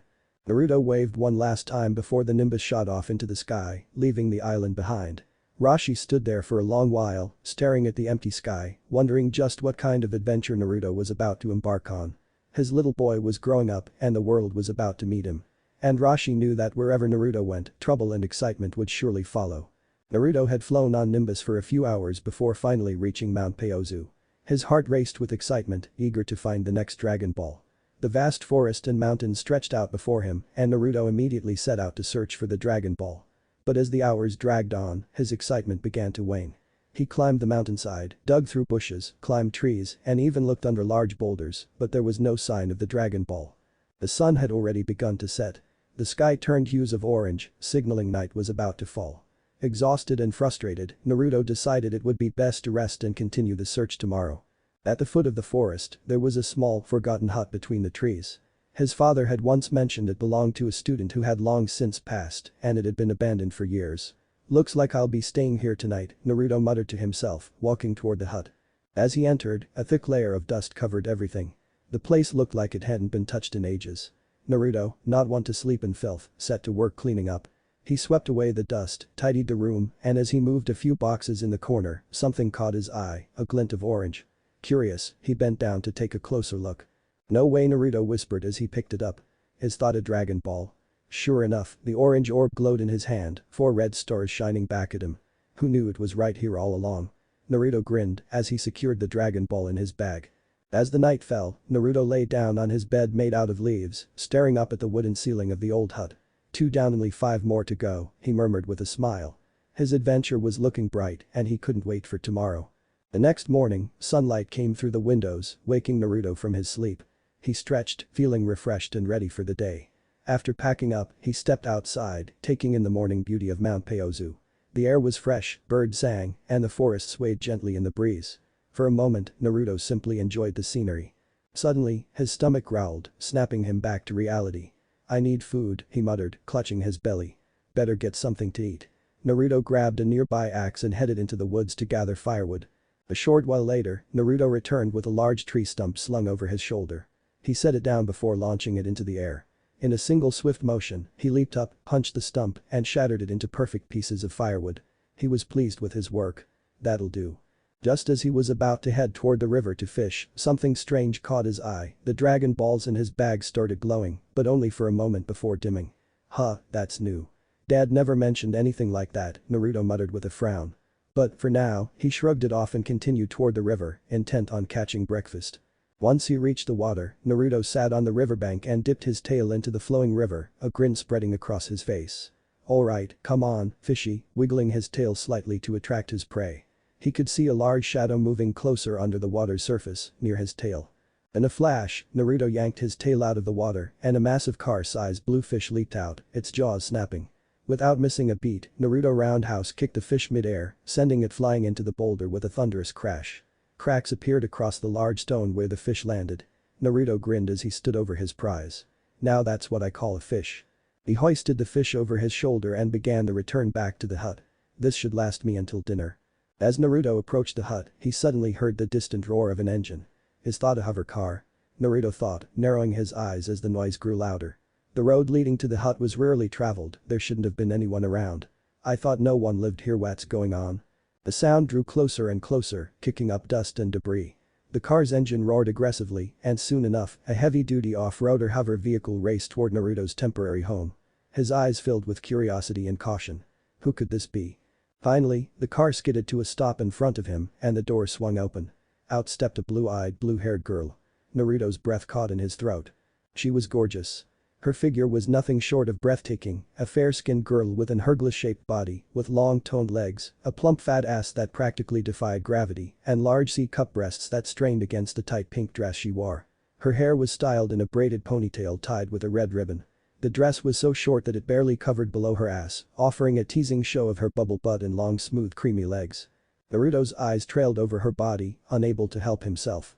The way her wide hips swayed as she moved, the soft bounce of her perky chest with each step, it all sent a strange heat through his body.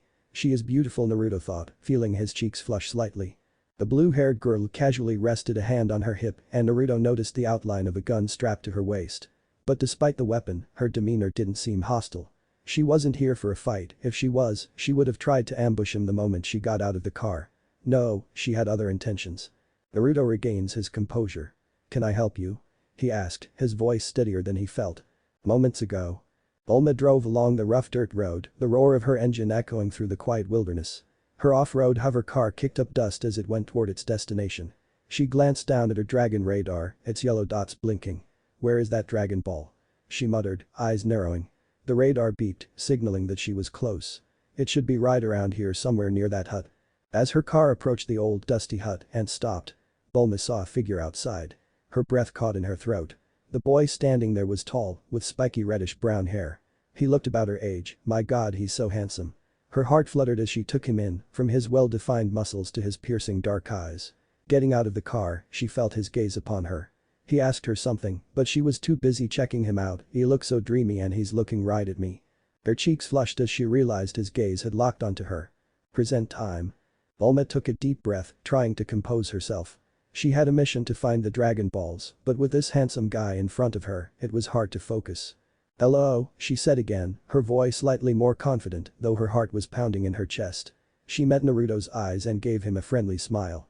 It might seem weird for a city girl like me to be out in the middle of nowhere, but she trailed off as she noticed his gaze shift toward the gun on her hip. Oh crap, she thought. He thinks I'm dangerous or something. "Oh, this," she quickly added, gesturing to her weapon. "Don't worry, it's just for self-defense against wild animals. I'm not exactly strong enough to handle them on my own, as you can see." She smiled sheepishly, hoping to ease his concerns. Naruto, arms crossed, raised an eyebrow. "Please, don't worry about your gun," he said, his deep voice sending a shiver down her spine. That's not why I'm suspicious. It's just strange to see someone like you out here alone. Oh my god, even his voice is sexy, Bulma thought, nearly swooning. His commanding tone only made her pulse quicken. Stay cool, Bulma. Don't make a fool of yourself. So, what's a city girl like you doing all the way out here? Naruto asked, his eyes narrowing at her. Bulma blinked, caught off guard for a moment. Well, I'm looking for something. She clutched her radar tighter, not wanting to reveal her true purpose just yet. Suddenly, Naruto's stomach growled loudly, breaking the tension. He looked a little embarrassed, scratching the back of his head. Sorry about that, Naruto chuckled. I haven't eaten yet. How about this, you can tell me all about why you're here over breakfast. He gestured toward the massive fish he had caught earlier, lifting it with ease over his shoulder. Come on, I'll cook. Bulma stared at the enormous fish in awe. What the hell? Did he punch a hole in a mountain to catch that thing? She thought, trying to keep her composure as she followed him. As they walked, she glanced down at her radar. The blip indicated the Dragon Ball was closer than she had expected. It's here in his hut, maybe. She realized. As they walked, Naruto turned to her. By the way, my name's Naruto. What's yours? Bulma hesitated for a second. Should she give him her full name? She wasn't sure if he'd react, but then again, she didn't like the idea of leaving the hunk of a boy hanging. My name. She paused, then smiled. Bulma. Bulma Ino brief. The moment Naruto heard the name Ino, his eyes widened slightly. A flood of images flashed through his mind, images of a blonde-haired girl, her striking blue eyes, and a soft voice whispering, "Sensei, I love you." His heart skipped a beat. What the hell was that? He thought, stunned by the strange visions. Hey, are you okay? Bulma's voice snapped him out of his trance. She was standing in front of him, her head tilted in concern. You kinda froze there for a second. Naruto blinked, shaking his head as if to clear his mind. Oh, sorry about that, he said with an awkward laugh. I just got lost in thought for a moment. He gave her a reassuring smile, but his mind was still racing. What was that? That girl, he couldn't make sense of it, but for now, he pushed the thoughts aside. He had more pressing matters, like the beautiful girl standing in front of him. His lips curved into a smirk. Bulma, huh? That's kind of a funny name. Bulma, not missing a beat, shot back. Oh yeah? Well, what about you, Mr. Fishcake? Naruto's brow twitched as he playfully glared at her. My name, Naruto, means maelstrom, not fish cake they put in ramen. Bulma laughed, a mischievous look in her eye. Right, maelstrom. Sure, we'll go with that, Mr. Fishcake. Naruto couldn't help but chuckle along with her. She's got spirit. I like that, he thought, glancing at her again. But even as they shared this playful banter, Naruto couldn't ignore the way Bulma's short dress clung to her body, showing her developing curves. His gaze lingered on her legs, her hips swaying as she walked beside him. She was very attractive, and the playful smirk on her face only made it harder for him to look away. As they neared the hut, Bulma's eyes darted toward his back, for some reason he felt oddly familiar. Why am I feeling like I know him from somewhere? After a while, the rich aroma of roasted fish filled the air as Naruto carefully turned the large catch over the campfire. The skin crackled, juices sizzling as the meal neared completion. Bulma sat nearby, her eyes flicking between the fish and Naruto, trying to push back the strange sense of familiarity she suddenly felt around him. There was something about him, something that made her feel like she could trust him, even though they had only just met. So, Naruto asked, breaking the silence, what are you really doing out here anyway? Bulma hesitated for a moment. She wasn't the type to reveal her mission to just anyone, but something inside her urged her to trust him. It was like she'd known him for longer than just these few moments. I'm looking for something called Dragon Balls, she admitted, watching his reaction closely. Why does it feel so easy to be honest with him? Naruto's eyes widened slightly. She's looking for the Dragon Balls too? He thought, surprised but not displeased. So, do you live around here, Naruto? Bulma asked, trying to make casual conversation while her mind spun with thoughts of the Dragon Balls and this mysterious handsome boy. No, he replied, tossing another log onto the fire, I'm here looking for the same thing you are. He glanced at her, his expression teasing. Funny coincidence, huh? Bulma blinked, her mouth parting slightly in shock. You're looking for Dragon Balls too? She asked, genuinely surprised. What are the chances? Naruto nodded, standing up and tearing off a large chunk of the perfectly cooked fish, handing a generous portion to Bulma. Yup. I've already got 2 of them, he said, grinning as he took a seat beside her. Bulma took the piece of fish and bit into it, the flavors melting in her mouth. She moaned softly, savoring the taste. This is so good, Naruto. Naruto chuckled, watching her enjoy the meal. Glad you like it. Between bites, Bulma glanced at him. So, did you find any other Dragon Balls yet? She asked. Naruto nodded. Yeah, like I said, I've got only 2 of them. What about you? Bulma smiled, wiping her mouth. I've got two as well. Looks like we're evenly matched. She reached into her bag, pulling out her Dragon Balls to show him. Naruto's eyes flickered with interest as her Dragon Balls began to glow, reacting to his. Hey, he said suddenly, do your Dragon Balls glow sometimes? Bulma nodded, her eyes widening as she noticed the soft golden light. Yeah. Yours are reacting to mine. She held her Dragon Balls up, watching them pulse with a faint glow. Look. Naruto smiled, standing up. Come inside. I'll show you my Dragon Balls. He started toward the hut and Bulma quickly followed, her heart racing a little faster than it should have been. Why am I getting all excited? She wondered, trying to focus on the mission. Inside the small hut, Naruto opened his small bag and pulled out his two Dragon Balls, setting them on the table next to Bulma's. All four of them glowed brightly, lighting up the room. Bulma's eyes gleamed with excitement. Hey, Naruto, she said, an idea forming in her mind. Why don't we team up? We could be partners and work together to find the rest of the Dragon Balls. What do you say? She flashed him a playful smile, hoping he would agree. Naruto grinned. Partners, huh? I like the sound of that. That way we can both get our wishes, he said. He reached out to shake her hand, sealing the deal. Well, then, it's time to set out on our exciting adventure. Bulma exclaimed as they headed back outside, her heart raced at the thought of traveling with Naruto and hunting down the Dragon Balls. Naruto stopped in his tracks, a thoughtful expression crossing his face. But Bulma, how do we even know where to start looking? The Dragon Balls could be anywhere in the world. Bulma chuckled, pulling out her Dragon Radar, her secret weapon. That's where my genius comes in, she said proudly, holding it up for him to see. This little beauty tracks the Dragon Balls wherever they are. She pointed at the glowing dots on the screen. See? These 4 dots are the ones we have and these others are the remaining Dragon Balls. The closest one is about 1200 kilometers to the west. Naruto raised an eyebrow, curious about her next move. So what's the plan? Bulma grinned mischievously, pulling out one of her capsules. With a quick flick of her wrist, she tossed it onto the ground. Poof. In an instant, a motorcycle appeared in a cloud of smoke. Ta-da. This is how we're going to travel, she said, hopping onto the bike and starting the engine. Naruto blinked in surprise but quickly smiled. Well, alright then, he said, stepping up to the bike. Should I call Nimbus? He wondered for a brief moment but as he glanced at Bulma, her body leaning forward on the bike, curves perfectly hugged by her tight clothes and skirt hiked up showing her panty-clad fat ass. He quickly discarded the idea. Why call Nimbus when a hot girl is offering me a ride? Naruto swung his leg over the bike, seating himself behind Bulma. As she revved the engine again, he placed his hands on her waist to steady himself and hugged her tightly from behind. The feel of her soft curves beneath his fingers made his pulse quicken. Damn, she's got a body. Bulma blushed fiercely as Naruto's strong, muscular arms wrapped around her. She could feel his body heat, his muscular chest against her back, and his firm grip sent a shiver down her spine. My god, he's so muscular, she thought, her mind racing. I can feel every inch of him. She swallowed hard, her cheeks flushing even deeper. Bulma? Naruto asked, his voice low and husky in her ear. Are we going? His voice snapped her out of her thoughts and she quickly straightened up, trying to compose herself. Why yeah, let's go.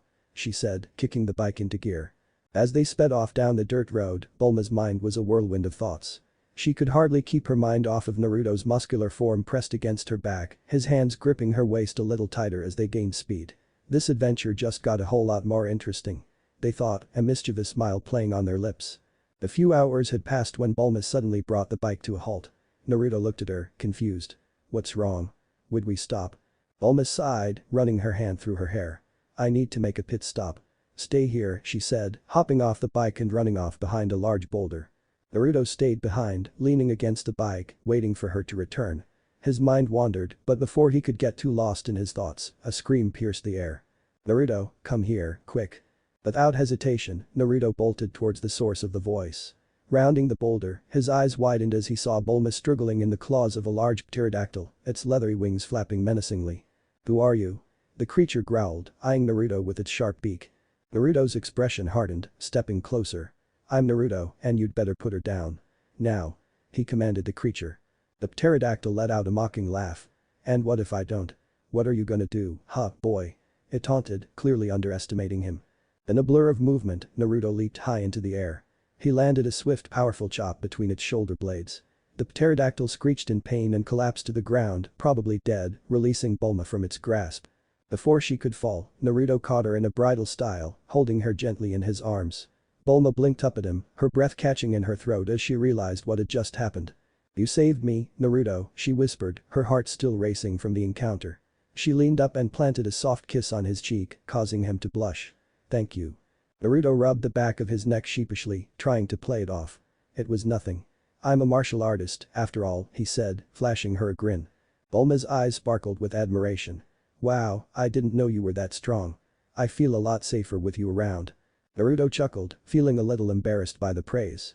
"Glad to be of help." They both climbed back onto the motorcycle and continued their journey, the mood between them noticeably lighter now. However, as the hours passed and the sun began to set, casting an orange glow over the horizon, Bulma slowed the bike once more. "Looks like it's getting dark," Naruto commented as they came to a stop. "Are we camping out here for the night?" Bulma shook her head, a smirk appeared on her lips. "No need to camp. Remember, I've got my capsules." She pulled out one of the small capsules from her bag and tossed it a few feet away. With a loud poof, the capsule turned into a small, fully equipped house. Naruto's eyes widened in awe. "Wow, that's amazing," he said, clearly impressed. Bulma smiled smugly. "Yep, one of the perks of being a genius inventor." She motioned for him to follow her inside and Naruto, still marveling at the technology, stepped in after her. The inside of the capsule house was surprisingly spacious, with all the necessities they could need for the night. There was a cozy living area, a small kitchen, and a bedroom. Naruto looked around, taking in the comfortable surroundings. "This is really cool, Bulma," Naruto said, turning to her with a smile. "You're full of surprises." Bulma grinned, pleased with his reaction. "Stick with me, Naruto, and you'll see plenty more." Naruto stepped out of the bathroom, a towel slung low around his waist, droplets of water still clinging to his toned, muscular body. His skin gleamed under the soft light of the capsule house, and his abs flexed with every movement. He ran a hand through his damp hair, glancing at Bulma. "You can take your shower now, Bulma," he said casually. Bulma turned to face him, her eyes widening as she caught sight of his nearly naked form. Her gaze was drawn to the defined muscles of his chest, then lower, to the barely secured towel that hung around his hips. Her heart raced, and her face flushed a deep shade of red. "My god, he's so perfect," she thought, her eyes drinking the sight of his physique longer than she intended. "Bulma, are you okay?" Naruto asked, acting innocent while a smirk tugged at the corners of his lips. He knew exactly what effect he was having on her. Just as she was about to answer, the towel around Naruto's waist slipped and fell to the floor, leaving him completely exposed. Bulma's eyes went wide, her breath catching in her throat as she stared at him, unable to look away. Her face turned even redder as she took in the sight of his thick large cock. She could feel the heat rising inside her body reacting in ways she hadn't expected. "Oh my god." Bulma stammered, quickly turning on her heel and dashing into the bathroom. "I'll be in the shower." She shouted over her shoulder, her voice trembling. Naruto chuckled softly to himself, watching her scurry away. "She's cute when she's flustered," he thought, bending down to pick up his towel before tossing it aside. Although he didn't plan to drop his towel, but he enjoyed seeing Bulma's reaction and was curious about what would come next.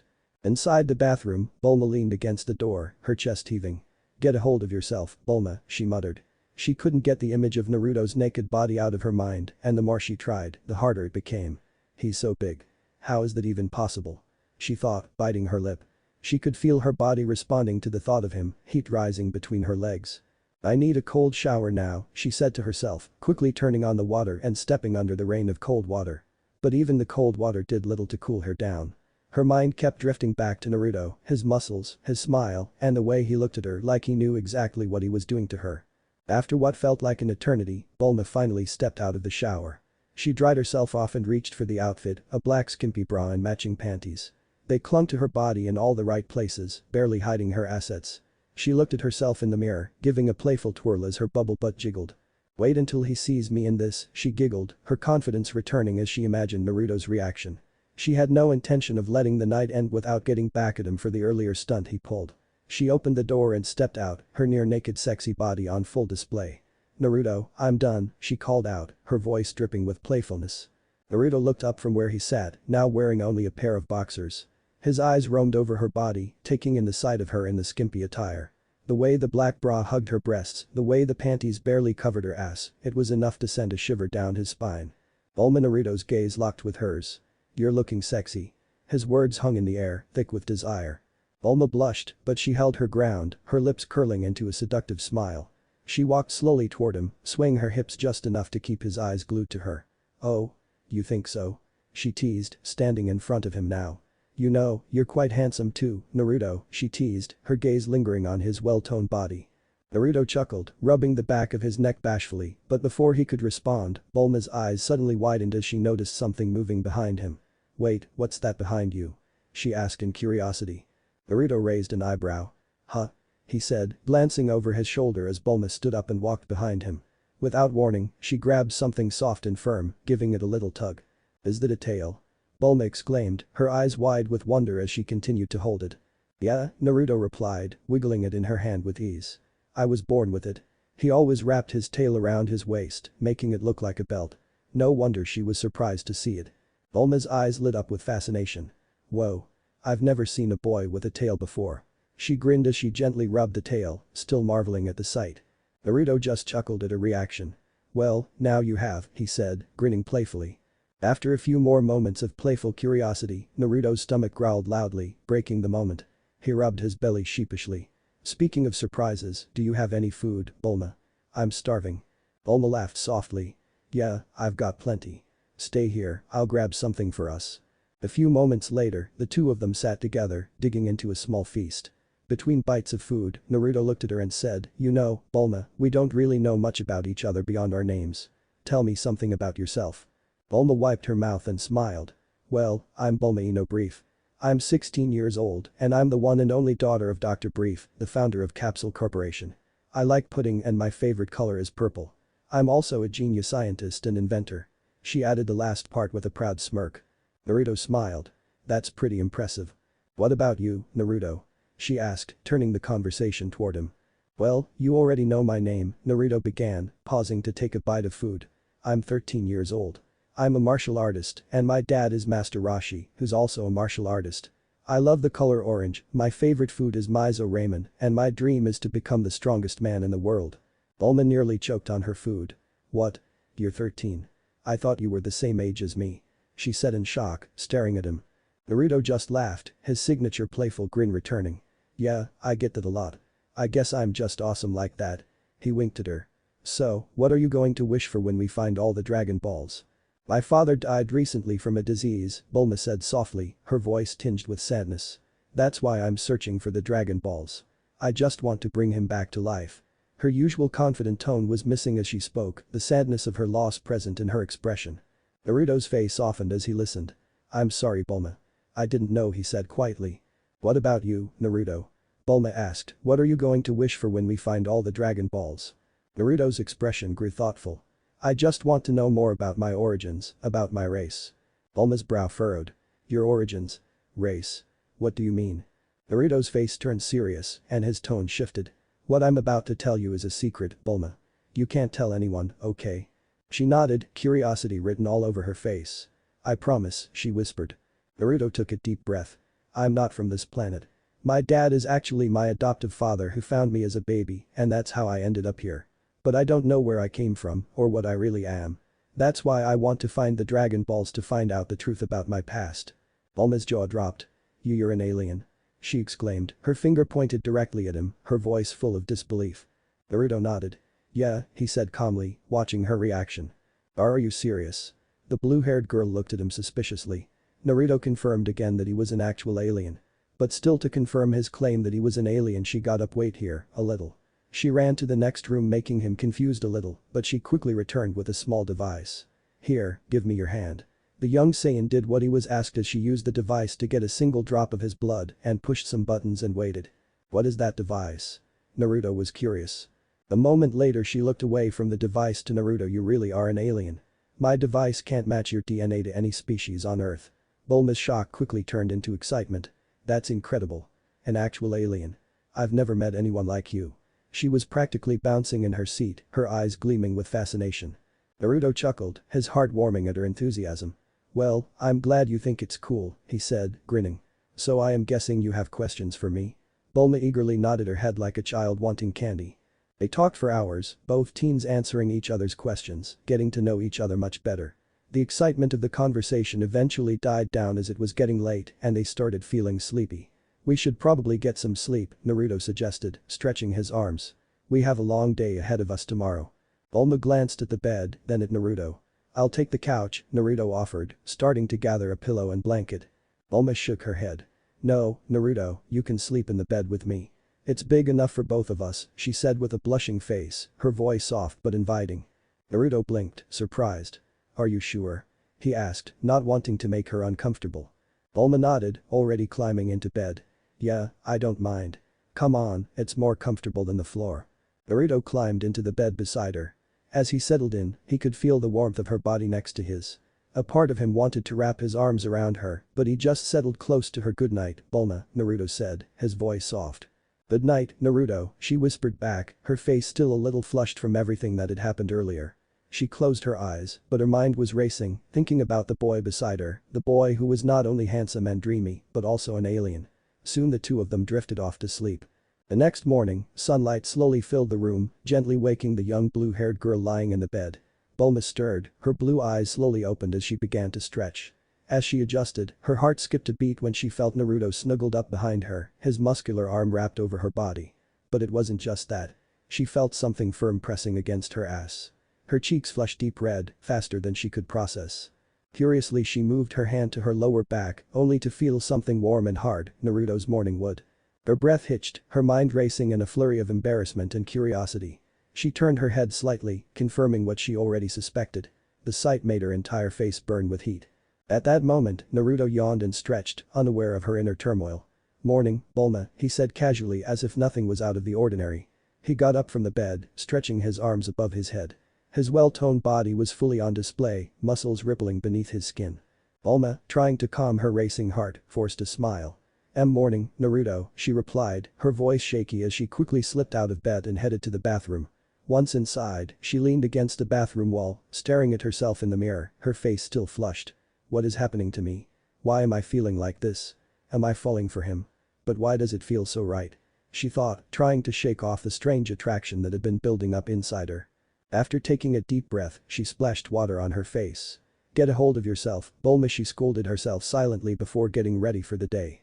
A little while later, the two finished their breakfast and prepared to continue their journey. Bulma had dressed in a stylish adventurer's outfit, brown booty shorts, red and white shoes, pink socks, a red jacket over a white shirt, and a red hat with her name on it. Naruto looked at her new appearance. "You're looking good, Bulma," he complimented, his eyes momentarily scanning her figure, especially her well-shaped behind. Bulma blushed lightly, though she masked it with a confident smile. "Thanks, Naruto," she said, a bit flustered by his comment. "Alright, let's keep going." With that, the two hopped onto the bike, Naruto settling in behind her, his arms once again wrapped around her waist as they sped off toward the western valley. As they neared their destination, Naruto pointed ahead. "Look over there, Bulma. There's a village down the road." Bulma nodded, pulling out the dragon radar. "Good eye, Naruto," she said, checking the screen. "Looks like the 5th Dragon Ball is somewhere in this village." However, as they rode into the village, something felt off. The streets were empty, with no signs of life anywhere. The buildings seemed deserted, the radar indicated the Dragon Ball was close by. "It's so quiet, too quiet," Bulma muttered, looking around uneasily. "Do you think the village is abandoned?" Naruto narrowed his eyes. "No, people are here. I can sense them," he said, scanning the surroundings. "But they're hiding. Something must have scared them." Bulma frowned, checking the dragon radar again. "Well, the radar says the Dragon Ball is definitely here. But why would everyone be hiding?" Naruto marched up to one of the houses and knocked on the door. "Hey. I know you're in there. Why won't you answer?" he called out. Bulma walked up beside him, noticing the door was locked from the inside. "Looks like they've barricaded themselves," she observed. Suddenly, Naruto decided, and with a swift kick, he broke the door open, sending it flying off its hinges. "Sorry about that," he muttered, stepping inside. As soon as they entered, a figure lunged at Naruto, swinging an axe toward his head. Bulma gasped, her heart leaping into her throat, but Naruto was faster. In an instant, he caught the axe with one hand, the blade stopping inches from his face. With a sharp twist of his wrist, he shattered the weapon into pieces, sending shards of metal to the floor. "Calm down. We're not here to hurt anyone," Naruto said firmly, his voice low but commanding. The attacker, a terrified villager, stared at him wide-eyed. Bulma, still recovering from the shock, stepped forward. "What's going on here? Why are you all hiding?" she asked, her tone was softer to calm down the terrified villager. Naruto glanced at her and then back at the villager. "And more importantly, why are you attacking us?" The man trembled as he held his head in his hands. "I guess it was useless after all," he mumbled, his voice trembling with fear. "I'm so sorry, Lord Oolong. I'll give you as much money and food as you want, just please don't take my daughter." Both Naruto and Bulma shared a confused glance, blinking at the man's desperate plea. Huh? Naruto tilted his head, scratching the back of it awkwardly. I think you got the wrong guy. I'm Naruto, not Oolong. At that, the villagers began to emerge from their homes, cautiously approaching Naruto and Bulma. They all began to explain their situation, talking over one another in panic. The name Oolong kept coming up, a demon who terrorized their village, demanding tributes of food and, more horrifically, young girls. After hearing the full story, Naruto's expression hardened. We'll help you. Don't worry, he said, his deep voice filled the villagers with hope. One of the villagers, still a bit wary, looked at Bulma and Naruto suspiciously. But why have you come here? What do you want from us? He asked cautiously. Bulma smiled slightly, deciding to ease their suspicion. She reached into her bag and pulled out a Dragon Ball, holding it up for everyone to see. We're looking for something like this, she explained. Does anyone here own a ball like this? The villagers exchanged uncertain glances until an old woman in the back slowly stepped forward. I have one just like that, she said, her voice shaky, revealing a Dragon Ball in her hand. However, she clutched it close to her chest, unwilling to part with it. But I don't want to give it away. Naruto stepped forward with a reassuring smile. I understand, ma'am. But if you give it to us, I promise to defeat this Oolong demon and protect your village. No one will have to live in fear again. The old woman hesitated for a moment, looking into Naruto's eyes. After seeing the sincerity and strength there, she nodded slowly. Young man, if you can really stop Oolong, you can have it. Naruto grinned and gave her a thumbs up. Deal. Now let's make a plan to trap this Oolong. A few minutes later, Bulma walked out of one of the village houses wearing a traditional village girl's outfit, a plain dress with a bonnet. She crossed her arms and frowned, clearly displeased. Why do I have to wear this? She asked, her voice filled with annoyance. Naruto chuckled a bit, trying not to laugh at how grumpy she looked. Because you're the bait, obviously. Oolong only takes young girls, right? So, you'll pretend to be one of the village girls, and when he shows up, I'll follow him to his base and beat him up. Then we can save the other girls he's kidnapped. Bulma glared at him, her hands tightening into fists. You're really making me the bait. You better protect me. Naruto's face grew serious as he looked into her eyes, his voice low but filled with confidence. Bulma, I swear, I'll protect you with my life. That's a promise of a lifetime. He placed a hand on her shoulder, reassuring her of her safety. Bulma felt her heart beat faster, his voice surprising her. She felt safe but didn't know why she was feeling this way. Her earlier frustration faded as she nodded, trusting him. Alright, but don't let me down, Naruto. Naruto grinned brightly again. You got it. Suddenly, the ground beneath them shook violently. Huh? What's happening? Bulma asked, holding on to Naruto to keep her balance. Naruto narrowed his eyes, sensing a presence. It's Oolong. He's coming. Panic erupted throughout the village. The villagers screamed and ran, frantically retreating into their homes. In the distance, a massive figure appeared, a red demonic-looking giant Oni with sharp horns protruding from his head. He wore an ill-fitting white tuxedo as if mocking formal attire. I've come for you, my sweetie pie. Oolong howled, his voice booming across the village. His demonic grotesque smile stretched wide, eyes locking for his bride. Bulma's heart raced in her chest, fear creeping up her spine. She gulped, feeling herself freeze, but then Naruto's calm, reassuring voice reached her. Okay, Bulma. Do your part. I believe in you. His words, spoken with such confidence, made something click inside her. Despite the fear, she straightened her posture and nodded. Naruto's belief in her gave her the strength she didn't know she had. Oolong walked confidently, completely unaware of the trap that awaited him. The moment his eyes laid upon his new victim, he fell in love.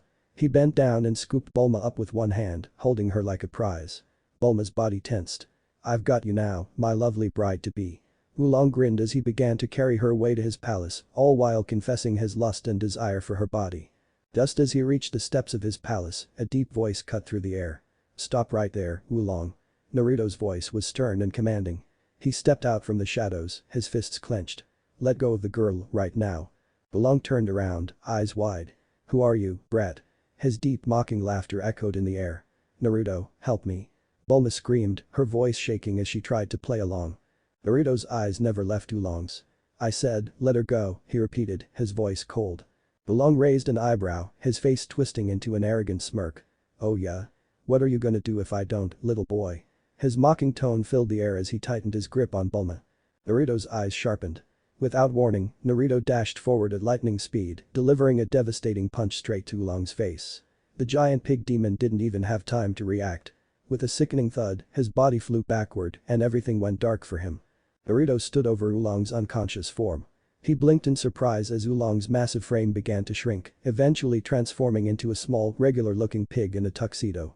"Huh, it's just a pig," Naruto said, scratching his head in confusion.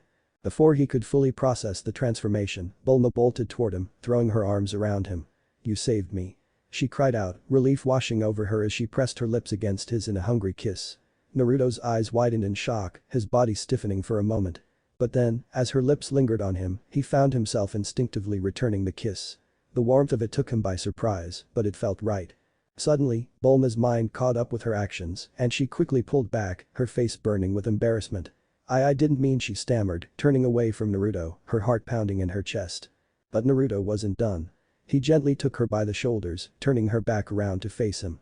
His dark eyes locked onto her blue eyes, and without hesitation, he leaned in, closing the gap between them once more. This time, the kiss was deliberate, filled with unknown emotion and passion. Bulma's breath hitched, but she didn't pull away. Instead, she found herself melting into the kiss, letting go of her fears and enjoying the moment. When they finally parted, her mind was in a daze. "Nah, Naruto," she whispered dreamily, lost in the afterglow. Before either of them could say anything more, the sound of footsteps approached. The villagers had gathered around them, their faces filled with awe and confusion.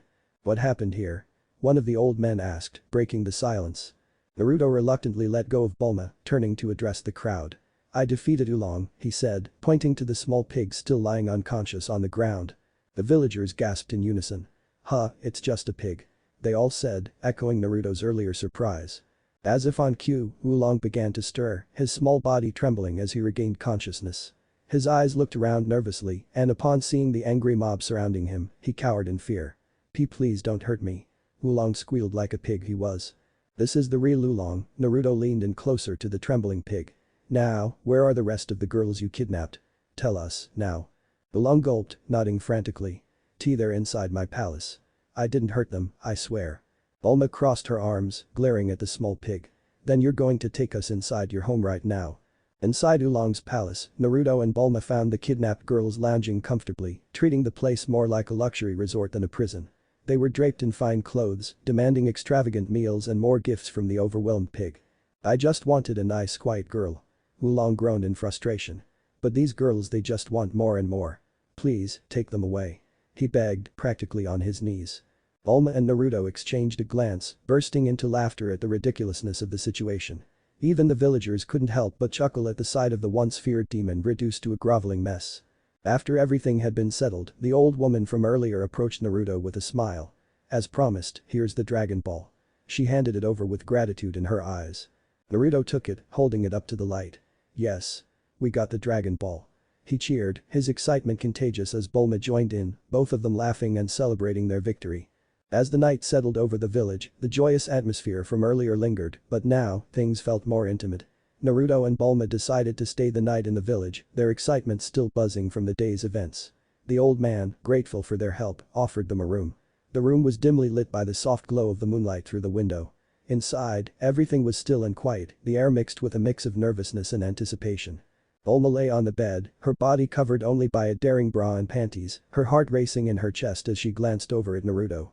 He was beside her, wearing only his boxers, his toned muscular body visible in the soft moonlight. There was something electric between them, a tension that made the air feel thick and warm. Naruto smiled gently. He liked her a lot. He couldn't quite explain it, but something about Bulma had drawn him in from the start. He moved closer, his hand sliding behind her shoulder, his touch gentle yet firm. He let his other hand weave into her hair, slipping through his fingers. Bulma shivered at his touch, her breath hitching. But as Naruto wrapped her in his arms, pulling her into a full embrace, the nervousness melted away. Without even thinking, she hugged him back, pressing her body against his. Her head rested on his shoulder. Naruto felt her relax in his arms, and it filled him with quiet confidence. He pulled away slightly, just enough to cup her face with one hand, his thumb brushing against her lips. His heart was pounding, but there was no hesitation. Slowly, he leaned down, his lips brushing lightly against her lips. Bulma's heart nearly stopped. She could feel his warm breath on her lips. His lips captured hers. When their lips finally met, it felt like the world outside disappeared. She held still, savoring the moment, wanting to make it last forever, but slowly she responded by gently pulling on his lower lip. Naruto broke the kiss, pulling back slightly. Bulma's eyes widened in worry. He leaned in again, kissing her, this time more boldly. His tongue flicked against her lips, teasing her, asking for more. Bulma parted her lips as their tongues met and deepened the kiss, his body pressing closer to hers, the heat between them growing. The kiss became more passionate, their bodies moving instinctively. Bulma's hand slipped around his waist, pulling him closer as Naruto's hands roamed her body. He caressed her back, fingers tracing down her spine until they found her ass. He gave it a gentle squeeze, drawing a soft gasp from Bulma. Naruto, Bulma whispered, her voice shaky but filled with emotion. I love you. She hesitated for a moment, unsure if it was too soon to say something so big. I don't know why, but it feels like we're meant to be together. Like fate. I know we just met, but I can't shake this feeling, this connection. Naruto felt the same. He didn't understand it fully, but ever since he had met Bulma, something had clicked. I don't know much about fate, he admitted, his voice soft and low, but I feel it too. Like I've known you for longer than just a day, like there's something more between us. He paused, his thumb brushing her lower lip. I like you a lot, Bulma. Bulma's heart swelled at his words. She smiled, her lips trembling as she leaned in and kissed him again, this time softer, more passionate.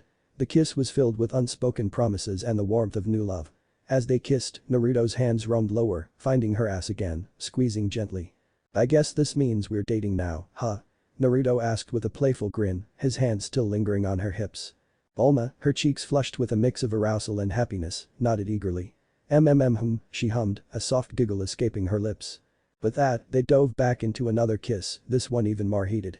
Their bodies pressed closer, hands exploring, touching, caressing. The moonlight only seemed to heighten their senses, every touch, every breath, every kiss sending waves of pleasure coursing through them. The next day, the sun rose lazily over the horizon, casting a warm golden glow across the peaceful village.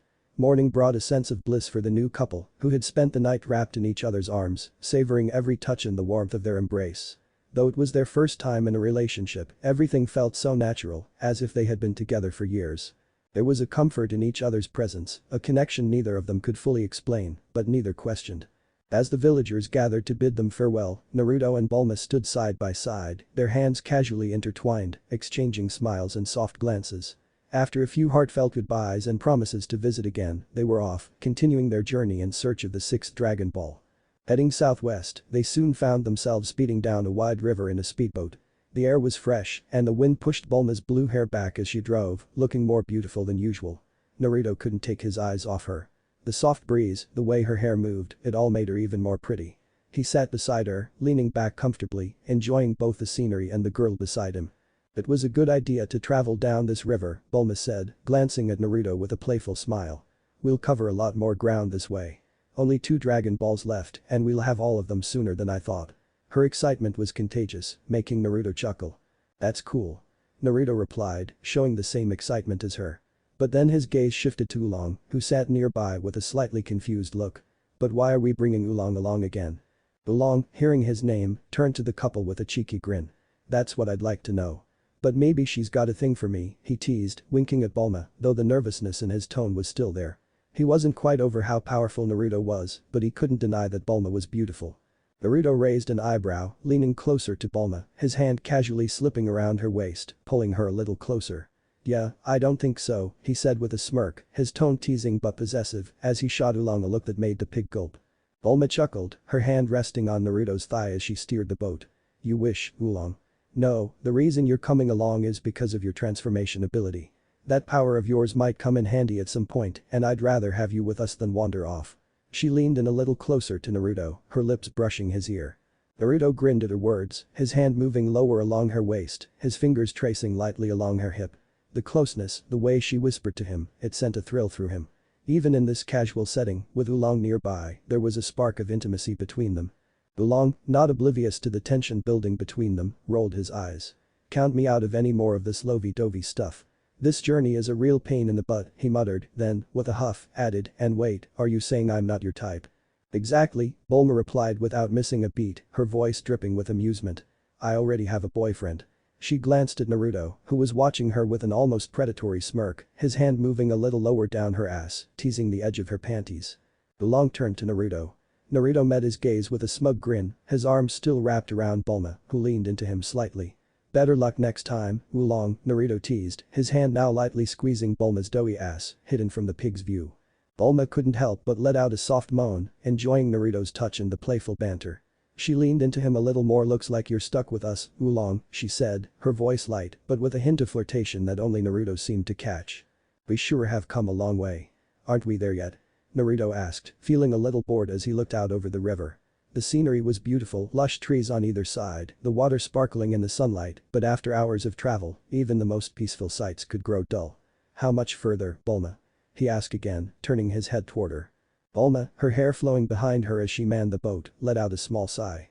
We still have a long way to go. I'd say about 3 more days. She pulled out a map from her bag, glancing over it. This map should tell us exactly, though. Oolong, who had been quietly sulking, suddenly spoke up out of curiosity. Say, where are you guys even trying to go, anyway? Bulma looked up from her map, her finger tracing the path. Let's see, somewhere around Mount Frypan. Oolong's face paled instantly and his eyes widened in horror. What? Mount Frypan? Are you crazy? You're planning to go there? His voice trembled as sweat rolled down his forehead. He shook his head. There's no way I'm going there. I'm out. Naruto raised an eyebrow at the pig's sudden panic. What's so scary about that mountain? He couldn't help but wonder what Oolong so worked up about. Oolong, trembling, looked at Naruto like he was a fool. You've never heard of it. The terrifying Ox King lives there. That place is always on fire. Do you understand now? Oolong's voice was urgent, desperate even. Ox King, Naruto thought to himself, the name tickling the back of his memory. That sounds familiar. Where have I heard that before? Bulma, however, seemed completely unfazed. Relax, Oolong. Naruto is strong enough to take care of some Ox King, she said with a confident smile, casting a loving glance at Naruto. You don't know how horrible the Ox King is. He's truly terrifying, known as the King of Demons. Oolong's voice quivered as he described the monster's figure, but his warnings fell on deaf ears. Naruto and Bulma weren't concerned in the slightest. Suddenly, the engine of the boat started sputtering, making strange noises as the boat slowed down and finally came to a complete stop in the middle of the river. Naruto and Bulma looked at each other in confusion. Bulma quickly checked the controls, her expression growing more and more worried. Oh no, it's out of gas. She exclaimed, throwing her hands up in frustration. What are we going to do now? Naruto, however, remained calm, a mischievous smile forming on his lips. I have an idea, he said, turning to Oolong with a gleam in his eyes. Looks like you're useful after all. A few minutes later, they had managed to reach the riverbank, with Oolong transformed into a paddle, much to his dismay. Once they were on solid ground, Bulma began searching through her pockets, panic quickly taking over as her hands came up empty. It's gone. Bulma gasped, her face paling. The bag with all my capsules, it's gone. Ai. Her scream echoed through the quiet landscape as she fell to her knees, clutching her head in despair. Naruto rushed over to her side, kneeling down beside her. Bulma, what's wrong? Are you okay? His voice was filled with concern as he placed a hand on her shoulder. Bulma looked up at him, her eyes wide, filled with tears. Naruto, I must have dropped the bag in the river somewhere. We're trapped in the wasteland forever. She cried, her voice trembling as panic set in further. Hey, calm down, Naruto said, trying to soothe her. He pulled her into a gentle hug, his hand rubbing her back in a slow comforting motion. We'll figure something out. Just breathe, okay? How can I calm down, Naruto? We're stuck here. Bulma's voice cracked as she buried her face in his chest, clinging to him. Oolong, meanwhile, grinned smugly to himself, happy at the thought that they might be stranded for good. But Naruto wasn't about to let that happen. Bulma, Naruto said softly, pulling back just enough to look her in the eyes. Trust me, okay? I have a way to travel fast, so don't worry. Taking a deep breath, Naruto suddenly stood up and cupped his hands around his mouth. Nimbus. He yelled, his voice echoing across the land. Bulma blinked in confusion, standing up slowly. Oh, what are you doing? She asked, not entirely sure what was going on. Before she could say anything more, a bright yellow cloud zoomed toward them from the sky, coming to a stop right in front of Naruto. Both Bulma and Oolong's eyes widened in shock. What the hell is that? Bulma pointed at the cloud, her mouth slightly agape. Naruto grinned, patting the cloud like it was an old friend. Bulma, meet Nimbus. He's a magical cloud. We can use him to travel fast, way faster than walking or using the boat. With that, Naruto jumped onto the cloud, effortlessly sitting on it. See? It's perfect. We can fly to our destination. Bulma stared at him, her mouth hanging open in disbelief. Wait. You've had a magical cloud this whole time and you didn't tell me? She exclaimed, her hands on her hips, her eyes narrowed at him. Naruto chuckled, giving her a sheepish smile. I just wanted to ride with you on the motorcycle. You know, spend time together, he admitted, scratching the back of his head. Bulma couldn't help but soften at his words. Naruto laughed, reaching out his hand to her. Come on. Let's go. Okay, but I have more questions, and I want answers, Bulma said, her voice taking on a bossy tone as she crossed her arms. She looked at Nimbus, then back at Naruto, her brow furrowed in concern. Hey, where am I supposed to sit? There's barely enough space for the two of us up here. Naruto, grinning slyly, leaned back on the cloud, his eyes glinting with mischief. Don't worry, Bulma, he said smoothly. You can sit on my lap. Bulma's cheeks flushed a deep red at the suggestion. As she turned around and slowly lowered herself onto his lap, she bit her lip, feeling Naruto's strong hands guiding her hips. When she finally sat down, ass first, juicy fat doughy ass slammed down on his groin, doughy flesh flattening and spilling all over his crotch with a muffled clap, made Naruto's breath hitch. His cock, already starting to stir from their closeness, was suddenly trapped against her thick pillowy ass. Whoa, Naruto let out a half-choked yelp of surprise, his grip on her waist tightening instinctively as the warmth of her body flooded through him. The feeling of her ass settling down with a soft clap against his crotch made his head spin. He swallowed hard, trying to keep his cool, but the sensation of her softness was too much to ignore. Sorry. Bulma whispered, turning her head slightly, her voice barely audible. She shifted, trying to adjust her position, but all it did was make things worse. She wiggled, her fat bubble butt rubbing itself against his groin in a decidedly lewd fashion. Something about the innocent way she had reacted turned him on. It was like a lap dance. Naruto's cock was hard against her fat bubble butt. Bulma could feel it. Naruto wrapped his arms around her waist, tightly bringing her closer to his chest. Bulma rested her head on his chest. Bulma, Naruto groaned. He was practically trembling with desire, but the innocent way she nestled against him made it even more intense. What about me? Oolong's voice cut through the moment, completely oblivious to the rising tension between the two. The sun was blazing mercilessly as Naruto, Bulma, and Oolong pressed on through the vast desert on the Nimbus cloud.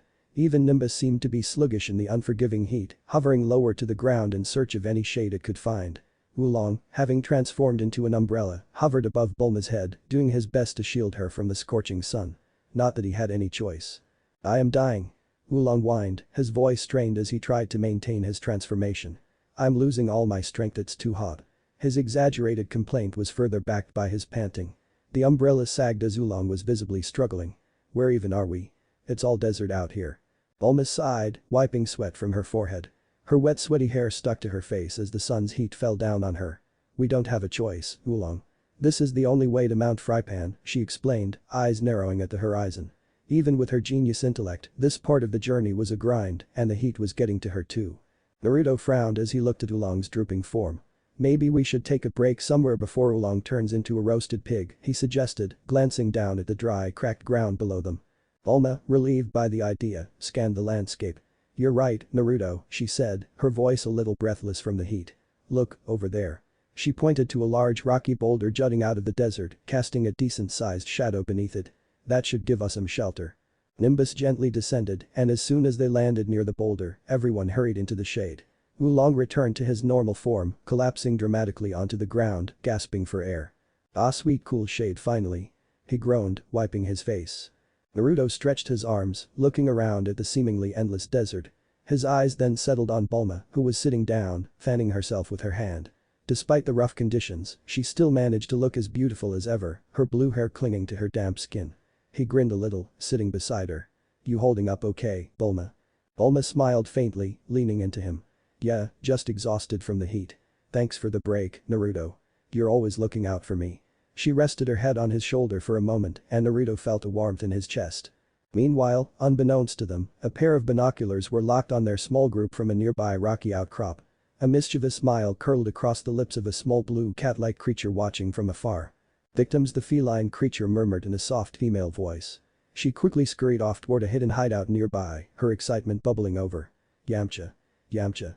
I found some sitting ducks ripe for the taking. Inside the hideout, a young man with long black hair, rugged bangs framing his sharp features, and a martial artist's build was seated, casually eating a bowl of food. His ears twitched at the sound of his partner's voice. What is it, Pure? He asked, looking up from his meal. Pure, panting from the excitement of her discovery, bounced in front of him. I spotted a group not far from here. They look like they've been traveling for a while. Easy pickings. Yamcha stood up. A wicked grin spread across his face as he stretched, cracking his knuckles. It's been too long since we've had some fresh prey. Sounds like it's about time for some fun. He hadn't had a decent score in a while, and from the sound of it, these travelers didn't seem like they'd put up much of a fight. Come on, Pure. Let's see what we can get out of them. Yamcha slung a leather strap over his shoulder, adjusting his martial arts outfit. He walked outside and Pure followed close behind with excitement. As they reached his park desert hoverbike, Yamcha hopped on, revving the engine. The sound of the bike roared through the quiet desert. Pure leaped onto the back, clutching his waist tightly. This should be a good haul, Yamcha muttered as he kicked up dust and started speeding toward Naruto, Bulma, and Oolong's location. Bulma fell asleep peacefully in the shade of the boulder, the cruel desert heat finally giving way to the cool breeze of the late afternoon. Naruto and Oolong kept watch. Oolong's stomach growled, breaking the silence. "Man, I'm starving." Oolong groaned, clutching his gut as he glanced at Naruto. "Don't you have any food? We've been out here forever." Naruto opened his mouth to reply, but something on the horizon caught his eye. A faint cloud of dust was rising in the distance, getting closer fast. His instincts kicked in immediately. "Oolong," Naruto said quietly, his eyes narrowing as he focused on the oncoming dust cloud. "You might want to wake Bulma up and get her out of sight." "Huh?" Oolong blinked, confused. "Why? What's?" Naruto just pointed toward the rapidly approaching vehicle.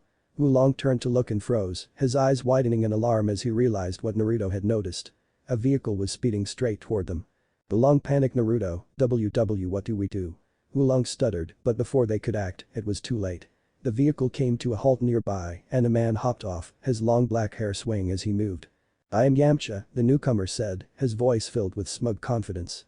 He sized them up with a smirk, hands resting on his hips. "Master of this desert, and you're trespassing on my land." Behind him, the blue cat-like creature from earlier, Pure, floated down beside him. She grinned wickedly. "And it's my land too," she added, her voice high-pitched and playful. But Oolong's eyes went wide as he recognized her. "Pure. Is that you?" Oolong blurted out, pointing at the floating cat with a mixture of surprise and dread. "We went to the shape-shifting academy together." Pure scowled, her expression darkening. "Oh, I remember you, all right," she hissed. "You used to bully me, steal my lunch money, and pick on me because I was smaller. You were an awful pig." Yamcha chuckled, his eyes looked at both Pure and Oolong.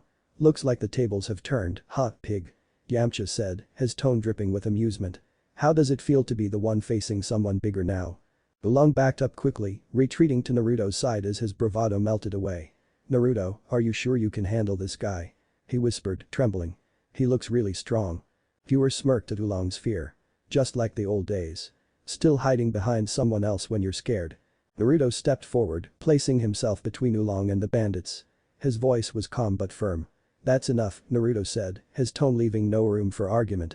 "You might think you're tough, ganging up on Oolong, but you're forgetting I'm still here." Yamcha laughed dismissively, waving his hand as if brushing off Naruto's presence.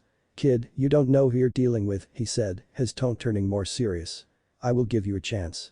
Hand over your money and capsules, or I'll take them by force." Naruto didn't flinch. He simply stared at Yamcha, his eyes locked on the bandit's movements, reading him like an open book. "I admire your guts," Yamcha said, his voice almost respectful. But that respect was short-lived as he tossed aside his scabbard and charged at Naruto with his sword drawn. "But you're about to regret it." With a loud battle cry, Yamcha lunged forward, aiming his blade directly at Naruto's heart. His speed was impressive, but Naruto saw it coming. In a split second, Naruto ducked under the sword and delivered a swift, powerful kick to Yamcha's jaw. The impact was brutal. Yamcha's head snapped back and his body flew through the air, crashing into a nearby boulder with a nasty thud. Dust and rocks flew everywhere as Yamcha collapsed to the ground. "Yamcha!" Pure screamed in panic, flying to her partner's side. She transformed into a mirror, hovering in front of Yamcha's face as he struggled to get back on his feet. "Oh no, Yamcha. Look at your face," she squeaked. Yamcha groaned in pain, rubbing his aching jaw. He glanced into the mirror and gasped in horror. His face was swollen and one of his teeth was missing. "I," he screamed, clutching his face. "My tooth. My face. You knocked out my tooth. What have you done to my manly face?" Naruto stood calmly, his eyes still fixed on the bandit, unimpressed. "I warned you," he said simply. Yamcha glared at Naruto, his anger flaring, but the pain and humiliation were too much. "You'll pay for this, kid." Yamcha shouted as he and Pure scrambled back to their desert bike. "I'll be back, and next time, you won't be so lucky." With that, Yamcha revved up the engine and sped off into the distance, his cries of frustration and Pure's worried squeaks fading into the desert wind. As the dust settled, Oolong peeked out from behind Naruto, still trembling. "Wow, you really showed them, Naruto." Naruto smirked, shrugging. "It wasn't that big of a deal." Bulma, having woken up from all the commotion, stretched lazily and yawned. "What happened?" she asked groggily, completely unaware of the little chaotic encounter that had just unfolded. Naruto chuckled softly. Nothing much, just dealt with some desert trash. Bulma kissed Naruto on the cheek. Good job Naruto. Hey guys, look what I found. Oolong's voice got their attention. Both Naruto and Bulma turned to see the pig gleefully holding up a capsule. It's a mobile home capsule. Those bandits must have dropped it. Naruto chuckled, impressed. Good find, Oolong. Nice job. Bulma chimed in with a smile, her tiredness lifting. Oolong tossed a capsule into the open space and with a puff of smoke, a large two-story mobile home appeared. The trio entered, amazed at the luxury inside, spacious living quarters, comfortable bedrooms, and, most importantly, a kitchen stocked with food and water. Their stomachs growled in unison. I'll cook something up, Oolong offered, heading straight for the kitchen. Bulma ran her fingers through her blue hair with a groan. Ugh, my hair is a mess from that desert wind. I need a bath badly. She headed upstairs, eager to freshen up. Once inside the bathroom, Bulma looked around, slightly disappointed by its size. This is tiny, only room for a shower, she muttered, already undressing. Just as she was about to turn on the water, the door opened behind her. Naruto. She turned, surprised to see him standing there, his eyes filled with desire. What are you doing? Naruto leaned against the doorway, a playful smirk on his lips. I was thinking since we've got limited water and all, why not share a shower? Save resources. Plus I can give you a massage while we're in here, he suggested, his voice low, almost teasing. Bulma blinked, her heart pounding in her chest. The boldness of his offer both shocked and excited her. Is he serious? She thought. Her body heats up, well why not? Why yeah, sure, Bulma mumbled, barely able to get the words out, her voice breathy with nerves and excitement. Naruto's eyes darkened as a smile spread across his face. Slowly, he began to take off his clothes, his gaze never leaving Bulma. She followed suit, her hands trembling slightly as she stripped down, feeling Naruto's eyes drinking in every inch of her. When she was finally fully naked, Naruto couldn't help but stare, mesmerized by her beauty. Bulma stood before him, her perfect curves on full display. Her silky blue hair flowed down smoothly to her back. Her eyes, a unique color of blue, were the most beautiful eyes he had ever seen. Her cheeks were now blushing, something Naruto found really cute. Her breasts were ample, her waist a perfect hourglass shape that many girls would envy. Her hips were broad, and her womanhood was nicely shaped and shaved. Naruto's eyes continued down her creamy legs until they reached her cute little toes. Every part of her made Naruto's blood boil with desire. "Odd, you're beautiful," he whispered, his voice husky with lust. Bulma blushed under his gaze, her heart racing as she admired him in return. Naruto's muscular body was lean yet powerful, and the water running over his toned chest only made him look more irresistible. Her eyes went lower until her gaze fell on his semi-hard large cock. My god, she swallowed. His black eyes were so dark, filled with desire, and his normally spiky reddish-brown hair now clung to his face and neck from the steam of the shower. Naruto stepped forward, his hand gently reaching for hers. "Come here," he whispered, pulling her closer. His hands roamed her body, sliding down to her soft fat ass, squeezing it firmly, giving it a gentle massage. "So soft," he muttered, squeezing her flesh even more, and Bulma let out a small gasp. "Naruto," she moaned as he kneaded her ass, his touch making her tremble with need. Naruto pressed his lips against hers as they kissed under the shower. He broke the kiss and gazed at her with eyes filled with desire. "Let me make you feel good," Naruto growled into her ear, his lips brushing against her skin, sending shivers down her spine. Bulma blushed and buried her head against his muscular chest. A few minutes earlier, Yamcha and Pure had been tailing the trio for hours, their determination to exact revenge driving them forward. Yamcha gripped his rocket launcher tightly, a smirk tugging at the corners of his mouth. "There they are," he said.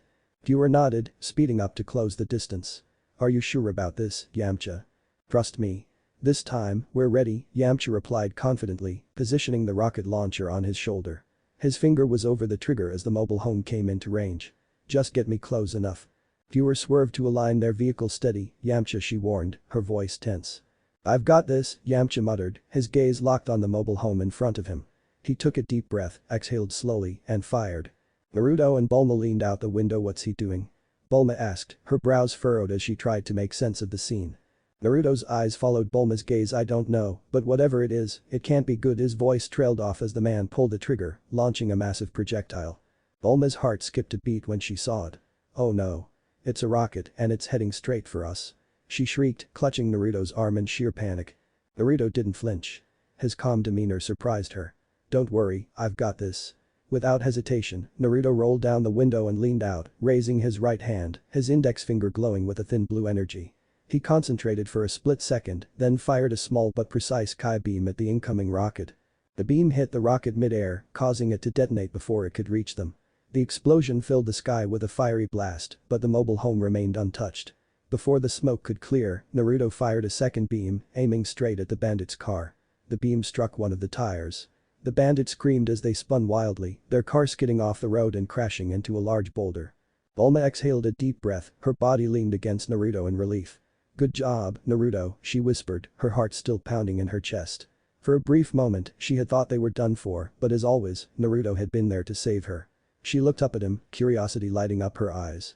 How did you do that?" she asked, her fingers lightly brushing his arm where the Chi beam had come from. "What was that beam thing? You've never shown me anything like that before." Naruto smiled, his eyes softening as he looked down at her. "That was my Chi, Bulma. It's a form of energy that all living things have, and it can be used in a lot of ways if you learn to control it." "Chi?" Bulma repeated, her brow furrowing. "I've heard about energy manipulation in scientific terms, but this is different." Her hand was resting on his chest, as if she could feel the energy pulsing within him. "Tell me more, Naruto." With a grin, Naruto nodded. "Chi is essentially physical energy. It's the energy that flows through every living being. With the right training, you can harness it, just like I did back there. Some use it for healing, others for combat. I've been practicing it for years." He went on to explain the basics of Chi manipulation, guiding Bulma through the concept as their journey continued through the barren desert. Meanwhile, Yamcha's face was filled with frustration and disbelief as he stared at the wreckage of their car. His hands trembled slightly as he clutched his sword, his teeth grinding in anger. "We underestimated them, Pure," he muttered. Pure floated next to him, her wide eyes filled with concern. "That kid, he's a lot stronger than we thought, Yamcha," she said softly. Yamcha's jaw clenched. "No. I underestimated him," he growled. "He's not just some ordinary kid, he's powerful. Far more than I expected." His thoughts raced as he pieced together a new strategy. There was no way he would let them slip through his fingers again. His pride was on the line now.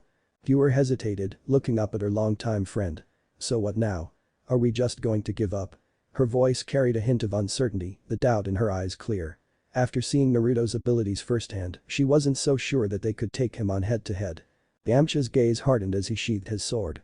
"No way. We're not giving up. We're just going to change our approach." "Change our approach? How?" Pure asked. Yamcha's lips curled into a sly smirk. "We need to catch them off guard. It's the only way we'll beat them and get our revenge. We can't rely on brute force anymore. We'll have to outsmart them." Pure frowned but nodded slowly. "Okay if you think it'll work, Yamcha."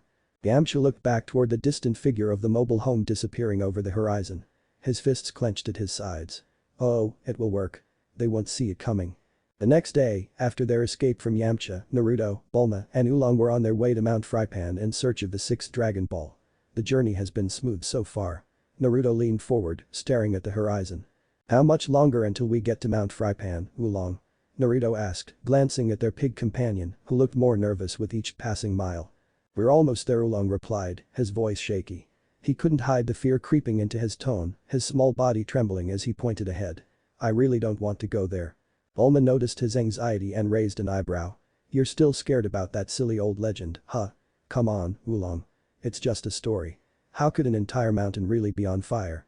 She chuckled, trying to dismiss the thought, but something in Oolong's demeanor unsettled her. Naruto, however, grinned confidently.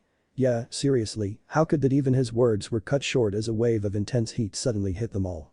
Naruto blinked in surprise, feeling the sudden shift in the atmosphere. "What the?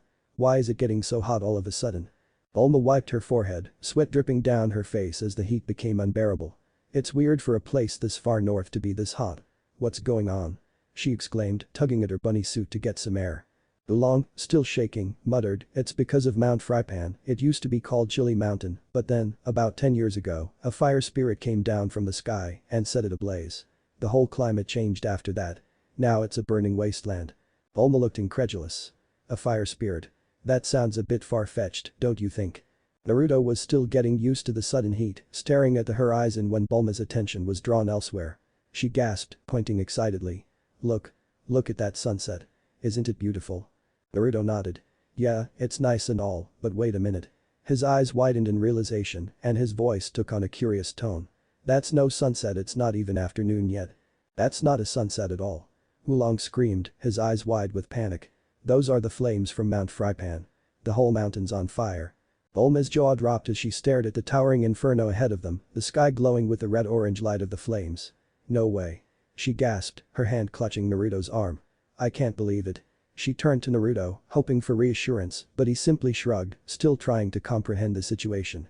Meanwhile, not far behind them, Yamcha and Pure were quietly tailing the trio. Yamcha, his eyes burning with determination, kept his distance as they followed along the trail. "What I want, I get. That's my motto." Yamcha muttered to himself, his lips curling into a sly smile. "We'll find the right moment to strike. Better ease up a little, Pure, we don't want to get spotted." "Right, Yamcha," Pure responded, but her mind was filled with doubt. She slowed the car just enough to stay hidden, but close enough to keep track of them. A few moments later, the trio finally reached the base of Mount Frypan. The mountain stood before them, massive and terrifying, with flames reaching for the sky. Naruto, Bulma and Oolong all stared up in awe.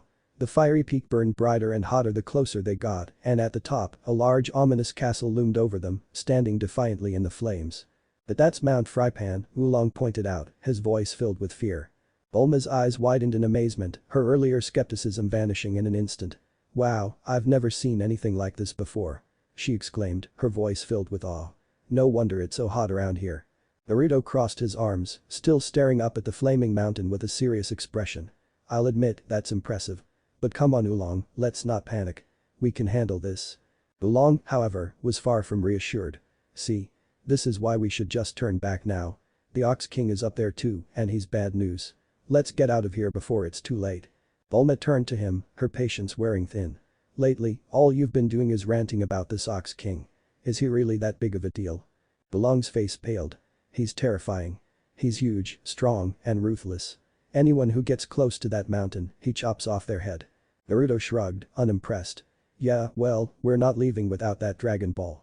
It's up there, and we need it. I'm sure I can handle him if he shows up." Bulma gave a firm nod. "Exactly. We've come too far to turn back now. So, Oolong, where is this Ox King?" "He lives at the base of the mountain, in that village over there," Oolong said, pointing towards a small settlement near the foot of Mount Frypan. Naruto's patience was running thin. "Alright, enough talking. We're wasting time standing around. Let's head to the village and find that Dragon Ball already." With that, the trio started toward the village, the heat from Mount Frypan still bearing down on them like an oppressive weight. Not far behind Naruto and his group, Yamcha and Pure continued to spy on them, intent on finding the perfect moment to strike. Yamcha grinned slyly, eyes locked on the trio ahead. "We might just get to see that kid's head handed to him by the Ox King," Yamcha whispered to Pure, his tone filled with malicious excitement. Pure, flying next to him, nodded eagerly. "That's true. And we won't even have to lift a finger to get our revenge," she added, relieved that they might avoid direct conflict. But their plans were suddenly interrupted by an ear-piercing scream that shattered the quiet atmosphere. "Huh? What the?" Yamcha spun around, eyes wide in shock, and what he saw left him speechless.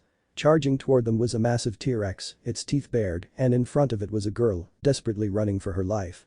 The girl's attire, however, was just very odd. She wore a skimpy blue bikini armor, pink gloves and boots, a green cape, and a pink helmet with a sharp blade on the front. "Is it just me, or is there a hot girl in a bikini running from a T-Rex?" Yamcha blinked in disbelief, completely thrown off by the bizarre sight. Somebody help me." The girl screamed at the top of her lungs, narrowly dodging the T-Rex's snapping jaws. In a desperate move, she spun around and ripped the blade from her helmet, hurling it at the charging dinosaur. "Stay away." she shouted, her voice trembling. The blade sliced through the air and, to Yamcha's and Pure's astonishment, cleanly sliced the T-Rex's head off. The dinosaur's body collapsed with a loud crash, and the blade boomeranged back to the girl's helmet, reattaching perfectly. The girl stared at the gruesome scene, her face twisted in shock and disgust. "Oh no, look what you forced me to do." Her voice shook as she took in the gruesome scene. Without missing a beat, she fired a beam from her helmet at the T-Rex's body, reducing the corpse to ashes in seconds. Yamcha and Pure stood frozen, their mouths hanging open in disbelief. I've seen a lot of things, but now I've seen everything," Yamcha muttered, his bravado utterly deflated by the display of power.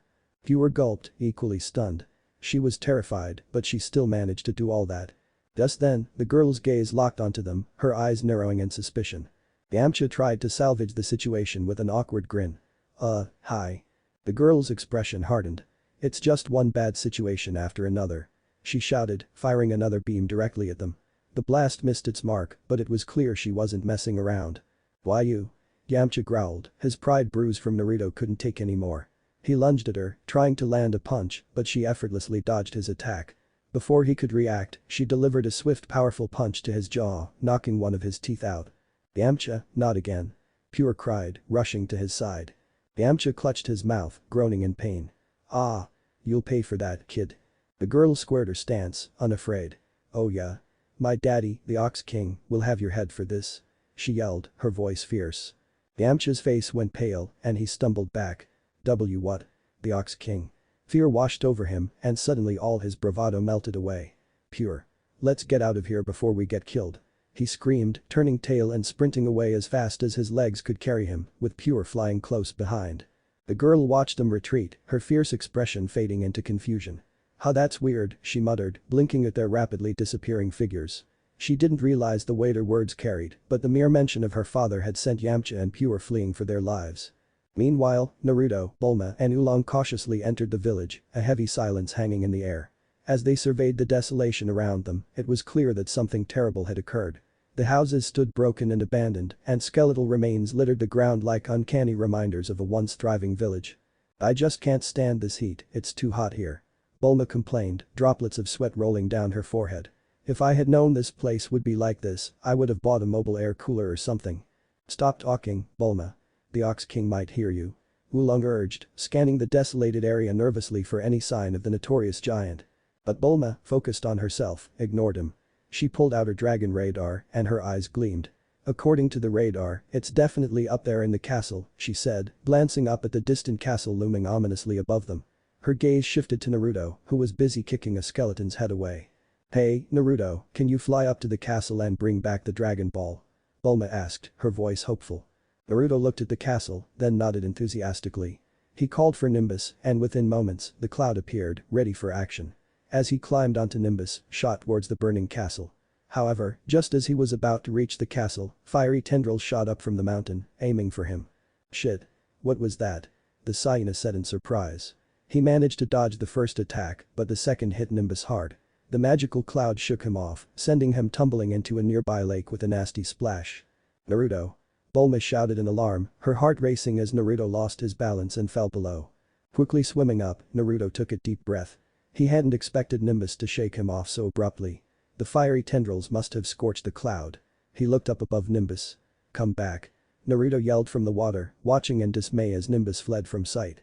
He swam to the shore and used his kai to dry his clothes, frustration coursing through him. Suddenly, a girl came rushing toward him, her expression a mix of concern and curiosity. She was very pretty, but her daring outfit caught Naruto's eye. Is she really wearing fantasy bikini armor? The teen sighed in thought. Are you okay? I saw you fall from the sky, she said, stopping just in front of him. Despite her worry, her gaze lingered on his muscular frame, a blush appeared on her cheeks, seeing the hunk checking her out as she thought, maybe he came here to challenge my father for my hand in marriage. Oh. God. He is so handsome and so dashing. Yeah, I'm fine. Who are you? Naruto managed to ask, struggling to keep his gaze off her almost naked body. She was as beautiful as Bulma, but unlike his girlfriend, this girl's body looked well trained and toned despite being a little curvy. I'm Kai-Kai. Kai-Kai Kishina Ox, she replied, a shy smile forming on her lips. Hearing her full name sent a jolt through Naruto, triggering a flood of visions of a beautiful, voluptuous tomboyish woman with long red hair and purple eyes. Just like when Naruto heard Bulma's middle name, it brought back some memories he didn't know he had. I love you, Naruto, this time I will win, Naruto love you, Naruto echoed in his mind, creating a sense of deja vu that left him momentarily dazed. Hey, you okay? Kai-Kai asked, her brow furrowed with concern. You looked phased for a moment. Is everything alright? Sorry about that, I felt like I knew you for some reason, Naruto admitted, shaking his head to clear his thoughts. Kai-Kai raised an eyebrow, a hint of curiosity in her eyes. That's odd. I feel kind of the same, she thought. He seems oddly familiar to her for some reason. She felt something odd inside of her, something she never felt before. What's your name? You didn't introduce yourself, she asked. I'm Naruto, he replied, still caught off guard by her presence. Say, Kai-Kai, do you live around here? Yes, I live here, she answered, raising an eyebrow at his question. Great. Can you tell me how to get into that castle? Naruto pointed toward the burning castle, with urgency in his tone. I really need to get in there. Why do you want to go to my castle? Kai-Kai asked, a hint of suspicion creeping into her voice. It's your castle. I thought it belonged to the Ox King, Naruto said, slowly realizing the connection. The Ox King is my dad, xChi-Chi replied, crossing her arms under bikini-clad breasts and puffing her chest in pride. She's his daughter. That's perfect. Maybe she can help me find the Dragon Ball, Naruto thought, relief washing over him. Before they could continue their conversation, a piercing scream echoed through the village. That's Bulma. She must be in danger. Naruto exclaimed, deciding to fly over there as soon as possible. xChi-Chi's eyes widened in surprise as she watched him take off. Wait. Take me with you. She shouted. Without hesitation, Naruto scooped her up in a bridal carry, her cheeks flushing crimson as she felt his strong, muscular chest against her. Sparks of excitement ignited within her as his hands held her curves, one of his hands unintentionally cupping her breasts. Despite her embarrassment, she said nothing, lost in the moment as Naruto soared into the sky, heading toward the source of the scream. A few moments earlier. I hope Naruto is okay, Bulma said, her voice filled with worry. See. Our only choice now is to leave as quickly as possible. Before we get killed. Oolong shouted, his eyes darting around nervously. He was practically vibrating with fear, convinced that danger was lurking around every corner. Suddenly, a massive axe came hurtling through the air, narrowly missing Bulma's head. She gasped, her heart racing, as a cold shiver ran down her spine. What the?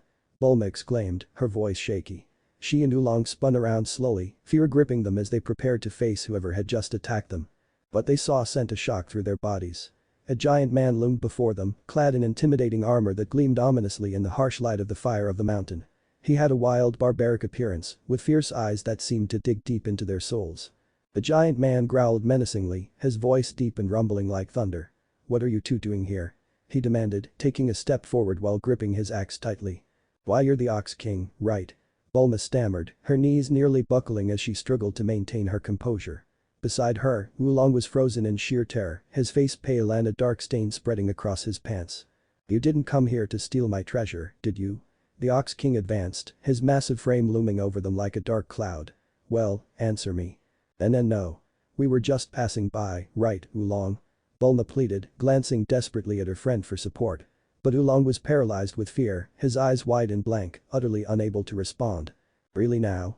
The Ox King shouted, his voice echoing like a war cry. Bulma flinched, letting out a terrified scream that pierced the air. Naruto and xChi-Chi landed in the village, where a towering figure loomed over scared Bulma. xChi-Chi gasped, her eyes widening as she recognized the figure. That's my dad. She exclaimed. Naruto gently set her down, and xChi-Chi quickly ran to the massive man's side. Naruto, you're back. Bulma cried, rushing over and wrapping her arms tightly around him. She clung to him in relief, her body still trembling slightly from the fear that had gripped her earlier. Meanwhile, the Ox King, seeing his daughter, knelt down and scooped her into a protective embrace. Xi-Chi, where have you been? I've been searching everywhere. He said, his voice filled with worry. I got jazzed by a T-Rex, Daddy. But don't worry, I took care of it. Xi-Chi grinned, her pride shining as she stood with her hands on her hips. Oh, my baby girl, the Ox King said, his voice softening with affection. You're just like your mother, so strong. He smiled, ruffling her hair gently. Leaning closer to her father, Xi-Chi whispered excitedly, Daddy, I think that boy is here to challenge you for my hand. Her cheeks flushed slightly as she pointed discreetly at Naruto. The Ox King's eyes gleamed with amusement as he rose to his full height, towering over Naruto. Is that so? He bellowed. Well then, let's see how strong he is. Naruto blinked in confusion. You want to fight me? He asked with a grin, stretching his limbs in preparation. With a booming laugh, the Ox King got into his battle stance. Fight me now. He declared, holding his massive axe. Without further hesitation, he charged at Naruto, the ground shaking beneath his feet. Naruto dodged the first attack by ducking under the giant axe, retaliating with a swift kick to the Ox King's jaw. The sheer force of the blow sent the Ox King hurtling into a nearby abandoned house, shattering it on impact. The village trembled under the impact of the fallen Ox King. Is that all you got? Naruto teased, his eyes gleaming with excitement. The Ox King grunted as he stood up, wiping away the dust from his clothes. Not even close. He growled, charging once again with impressive speed for his size. But Naruto was even faster. Every swing of the axe was met with nothing but air as Naruto easily dodged each strike. With a final burst of speed, Naruto delivered a devastating punch to the Ox King's jaw, sending him crashing into the ground once more. xChi and Bulma watched in awe. Bulma's eyes were wide in admiration, he's incredible. Panting heavily, the Ox King tried to stand but ultimately collapsed to one knee. I admit defeat, he groaned, his breath ragged. Naruto walked over, offering a hand to help the giant man to his feet. You're pretty strong, old man, Naruto said with a grin. That was fun. The Ox King chuckled, despite the ache in his body. You're stronger than I thought, he admitted, taking Naruto's hand. As he rose, he looked at Naruto with a newfound respect. What's your name, warrior? I'm Naruto, son of Master Roshi, Naruto replied proudly. The Ox King's eyes widened in surprise. Roshi's son. Truly. He blinked twice, then grinned as he pointed at himself. Then you must know me. I trained under Roshi myself, alongside Gohan. Really? Naruto exclaimed. I think my dad mentioned you once or twice. Oolong, standing off to the side, muttered under his breath, that explains why he's so strong. Both the Saiyan and the giant man exchanged conversations wholeheartedly. The Ox King shared his tale of becoming Master Roshi's student, but how he couldn't continue his training due to his own lack and weakness. Naruto understood, not everyone could go through his dad's training and master the ways of the Turtle School. The former student of Roshi then asked the Saiyan about himself, curious about when the old man had a son. Naruto laughed, understanding the confusion his dad was over 300 years old after all. Naruto then explained that he was actually adopted by Roshi, but he didn't mention being an alien from outer space. As their conversation continued, they grew more familiar with each other. Meanwhile, Kai-Kai and Bulma looked at them in disbelief. Just a moment ago, they had been fighting, and now they were talking like old friends. Suddenly the Ox King looked at Naruto with a glimmer of hope in his eyes. Naruto, I need your help with something important. Naruto raised an eyebrow. What is it? I need Master Roshi's Basho fan. It's the only way to put out the fire on my mountain. I was going to go by myself, but I can't leave my people or my treasure unguarded. Naruto rubbed the back of his head, a little embarrassed. Sorry, but Dad lost the fan long ago. The Ox King's face fell. What? Lost it? Oh no, then how am I supposed to put out the fire? His voice was filled with despair as he slumped down, shoulders heavy with the weight of his problem. Hey, don't worry, Naruto said, stepping forward with a confident grin. I'll put out the fire for you. But you'll have to do something for me in return. The Ox King's eyes lit up. Anything. What do you need? Naruto gestured to the Dragon Ball hanging from the Ox King's belt. That Dragon Ball. I need it. The Ox King looked down at the Dragon Ball, then back at Naruto. He reached into his belt and pulled it out, holding it up for Naruto to see. This. If you can put out the fire, it's yours. Naruto and Bulma's eyes lit up with excitement. Deal. They said in unison, already imagining how much closer they were to completing their quest. Good. The Ox King rumbled, his spirits lifted. Let's see how you handle that fire, boy. Alright, everyone, you should stand back a little, Naruto said, stepping in front of the blazing mountain. His eyes narrowed with focus as he raised his right hand, pointing it directly at the flames. Blue energy began to swirl around his arm, crackling with power as it formed into a spear-like shape in his palm. The air around him pulsed with intensity. Hi! Naruto shouted, unleashing a Kai wave. The beam of blue light shot forward, slamming into the mountain with such force that it not only extinguished the fire, but obliterated the entire mountain and the castle in one spectacular explosion. The ground trembled, and dust filled the air as the last remnants of the structure vanished in an instant. For a moment, everyone stood in stunned silence, mouths agape. Naruto, oblivious to the destruction, lowered his arm and smiled, it's out. Amazing. Bulma and Kai-Kai exclaimed, their eyes wide with awe at the sheer display of power. But the Ox King, still recovering from the shock, hesitated. And Naruto, he stammered, pointing toward the now flattened landscape. The fire's gone, but so is the mountain and the castle. Naruto blinked, rubbing the back of his neck sheepishly as he looked at the destruction. Oops, guess I used too much power, he said with an awkward chuckle, making everyone facepalmed. Well, a deal is a deal, the Ox King said after a moment of disbelief, trying to find the silver lining. At least my treasure is safe, and the village will be able to live in peace now. With a deep breath, he reached into his belt and handed Naruto the Dragon Ball. Here's your Dragon Ball. Naruto grinned as he took it. Thanks, big guy. Hey, Bulma, look. We got the Dragon Ball. He called excitedly, waving it in the air. Bulma, still slightly in shock from the mountain's sudden disappearance, managed a smile. Yeah, great work, Naruto. Just as the relief was starting to set in, the Ox King cleared his throat, drawing everyone's attention. Now, enough talking. Naruto, are you ready to marry my daughter? He asked, his deep voice booming with happiness. What? Naruto and Bulma both shouted, their eyes wide with shock. Bulma immediately stepped forward. What are you talking about? She demanded, glaring at the Ox King. Before he could respond, Kai-Kai chimed in, her gaze fixed on Bulma. Who are you? I'm Bulma. His girlfriend. Bulma declared, crossing her arms in defiance. Kai-Kai frowned, her lips tightening. Well, too bad, because I'm going to marry him, she said confidently, her voice filled with determination. Naruto looked back and forth between the two women, utterly confused. Wait, hold on. Why should I marry you? Naruto stammered, his face flushed with embarrassment. Yeah. Bulma added, her anger rising. He never agreed to this. xChi turned to Naruto, her expression softening. Because you fought for my hand, silly, she said as if it were the most obvious thing in the world. Many men come here and challenge my father, but you're the only one who's ever defeated him. As a reward, I'm your bride. Naruto's eyes widened in disbelief. What? No way. I only fought him for fun, not to marry you. He exclaimed. xChi's face fell, her confidence crumbling as her heart broke. Tears welled up in her eyes and she looked down at the ground. Am I not beautiful enough for you? She asked, her voice trembling, trying to hold back the tears. Naruto froze, guilt immediately washing over him. He didn't want to hurt her feelings. No, it's not that, he said quickly, his tone softening. You're really beautiful, xChi. Any guy would be lucky to have you. But I love someone else, he added, turning to look at Bulma, his eyes filled with affection. xChi's tears slowed as she looked between Naruto and Bulma. Her heart ached, but she could see the sincerity in Naruto's eyes. Slowly, she wiped her face and forced a small smile. I see, she whispered. But we can still be friends, right? Naruto smiled warmly, relieved that the situation hadn't escalated. Of course. We'll always be friends. xChi nodded, though her heart still felt heavy. After a few moments, she composed herself, standing tall again. Bulma let out a long sigh of relief, glad that the situation was finally resolved. As Naruto, Bulma and xChi stood together, the air felt lighter, the tension fading away.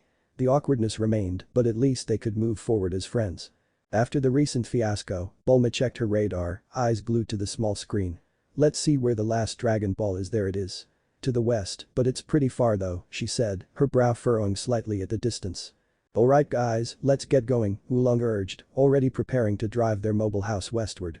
They exchanged quick goodbyes with Ox King and xChi, who were both standing at the village's edge. Thanks for everything. Naruto called back with a wave. Then, turning to xChi, he added warmly, xChi, I'll come to visit you sometime, okay? His smile was genuine, and xChi's heart fluttered as she nodded in response. Goodbye. xChi shouted after them, waving energetically as the mobile house pulled away, growing smaller with each passing moment. The Ox King looked down at his daughter, noticing the sadness in her eyes as she watched Naruto leave. Don't be sad, xChi, he said, placing a comforting hand on her shoulder. You'll find another guy to marry someday, someone just as strong. But xChi shook her head fiercely. No, daddy, she said with a determined fire in her voice. I will only marry Naruto. Don't you see? He said he wants to meet me again someday. Her eyes were wide with excitement as she looked up at her father, filled with a newfound resolve. That means he's interested in me, at least a little bit. I just need to become stronger for him. A warrior as powerful as Naruto needs a strong wife by his side. Then he won't be able to refuse me. Ox King blinked in surprise, taken aback by his daughter's intensity. xChi, honey, I'm not sure it works that way. But xChi's gaze was unwavering, filled with something much deeper than mere admiration. Daddy, you don't understand, she continued, clutching her chest as if feeling something deep inside her. It's love at first sight. I just know we're meant to be together. It's like we're two souls destined to find each other. I don't know why, but it feels like I've known him for a long time, like we're connected somehow. I'll get stronger, and one day, he'll be mine. The Ox King scratched his head, clearly confused by the depth of xChi's feelings. Well, if that's how you feel I suppose, he mumbled, unsure of what to say. He couldn't quite wrap his head around his daughter's sudden romantic revelation. After a moment of awkward silence, the Ox King offered a tentative suggestion.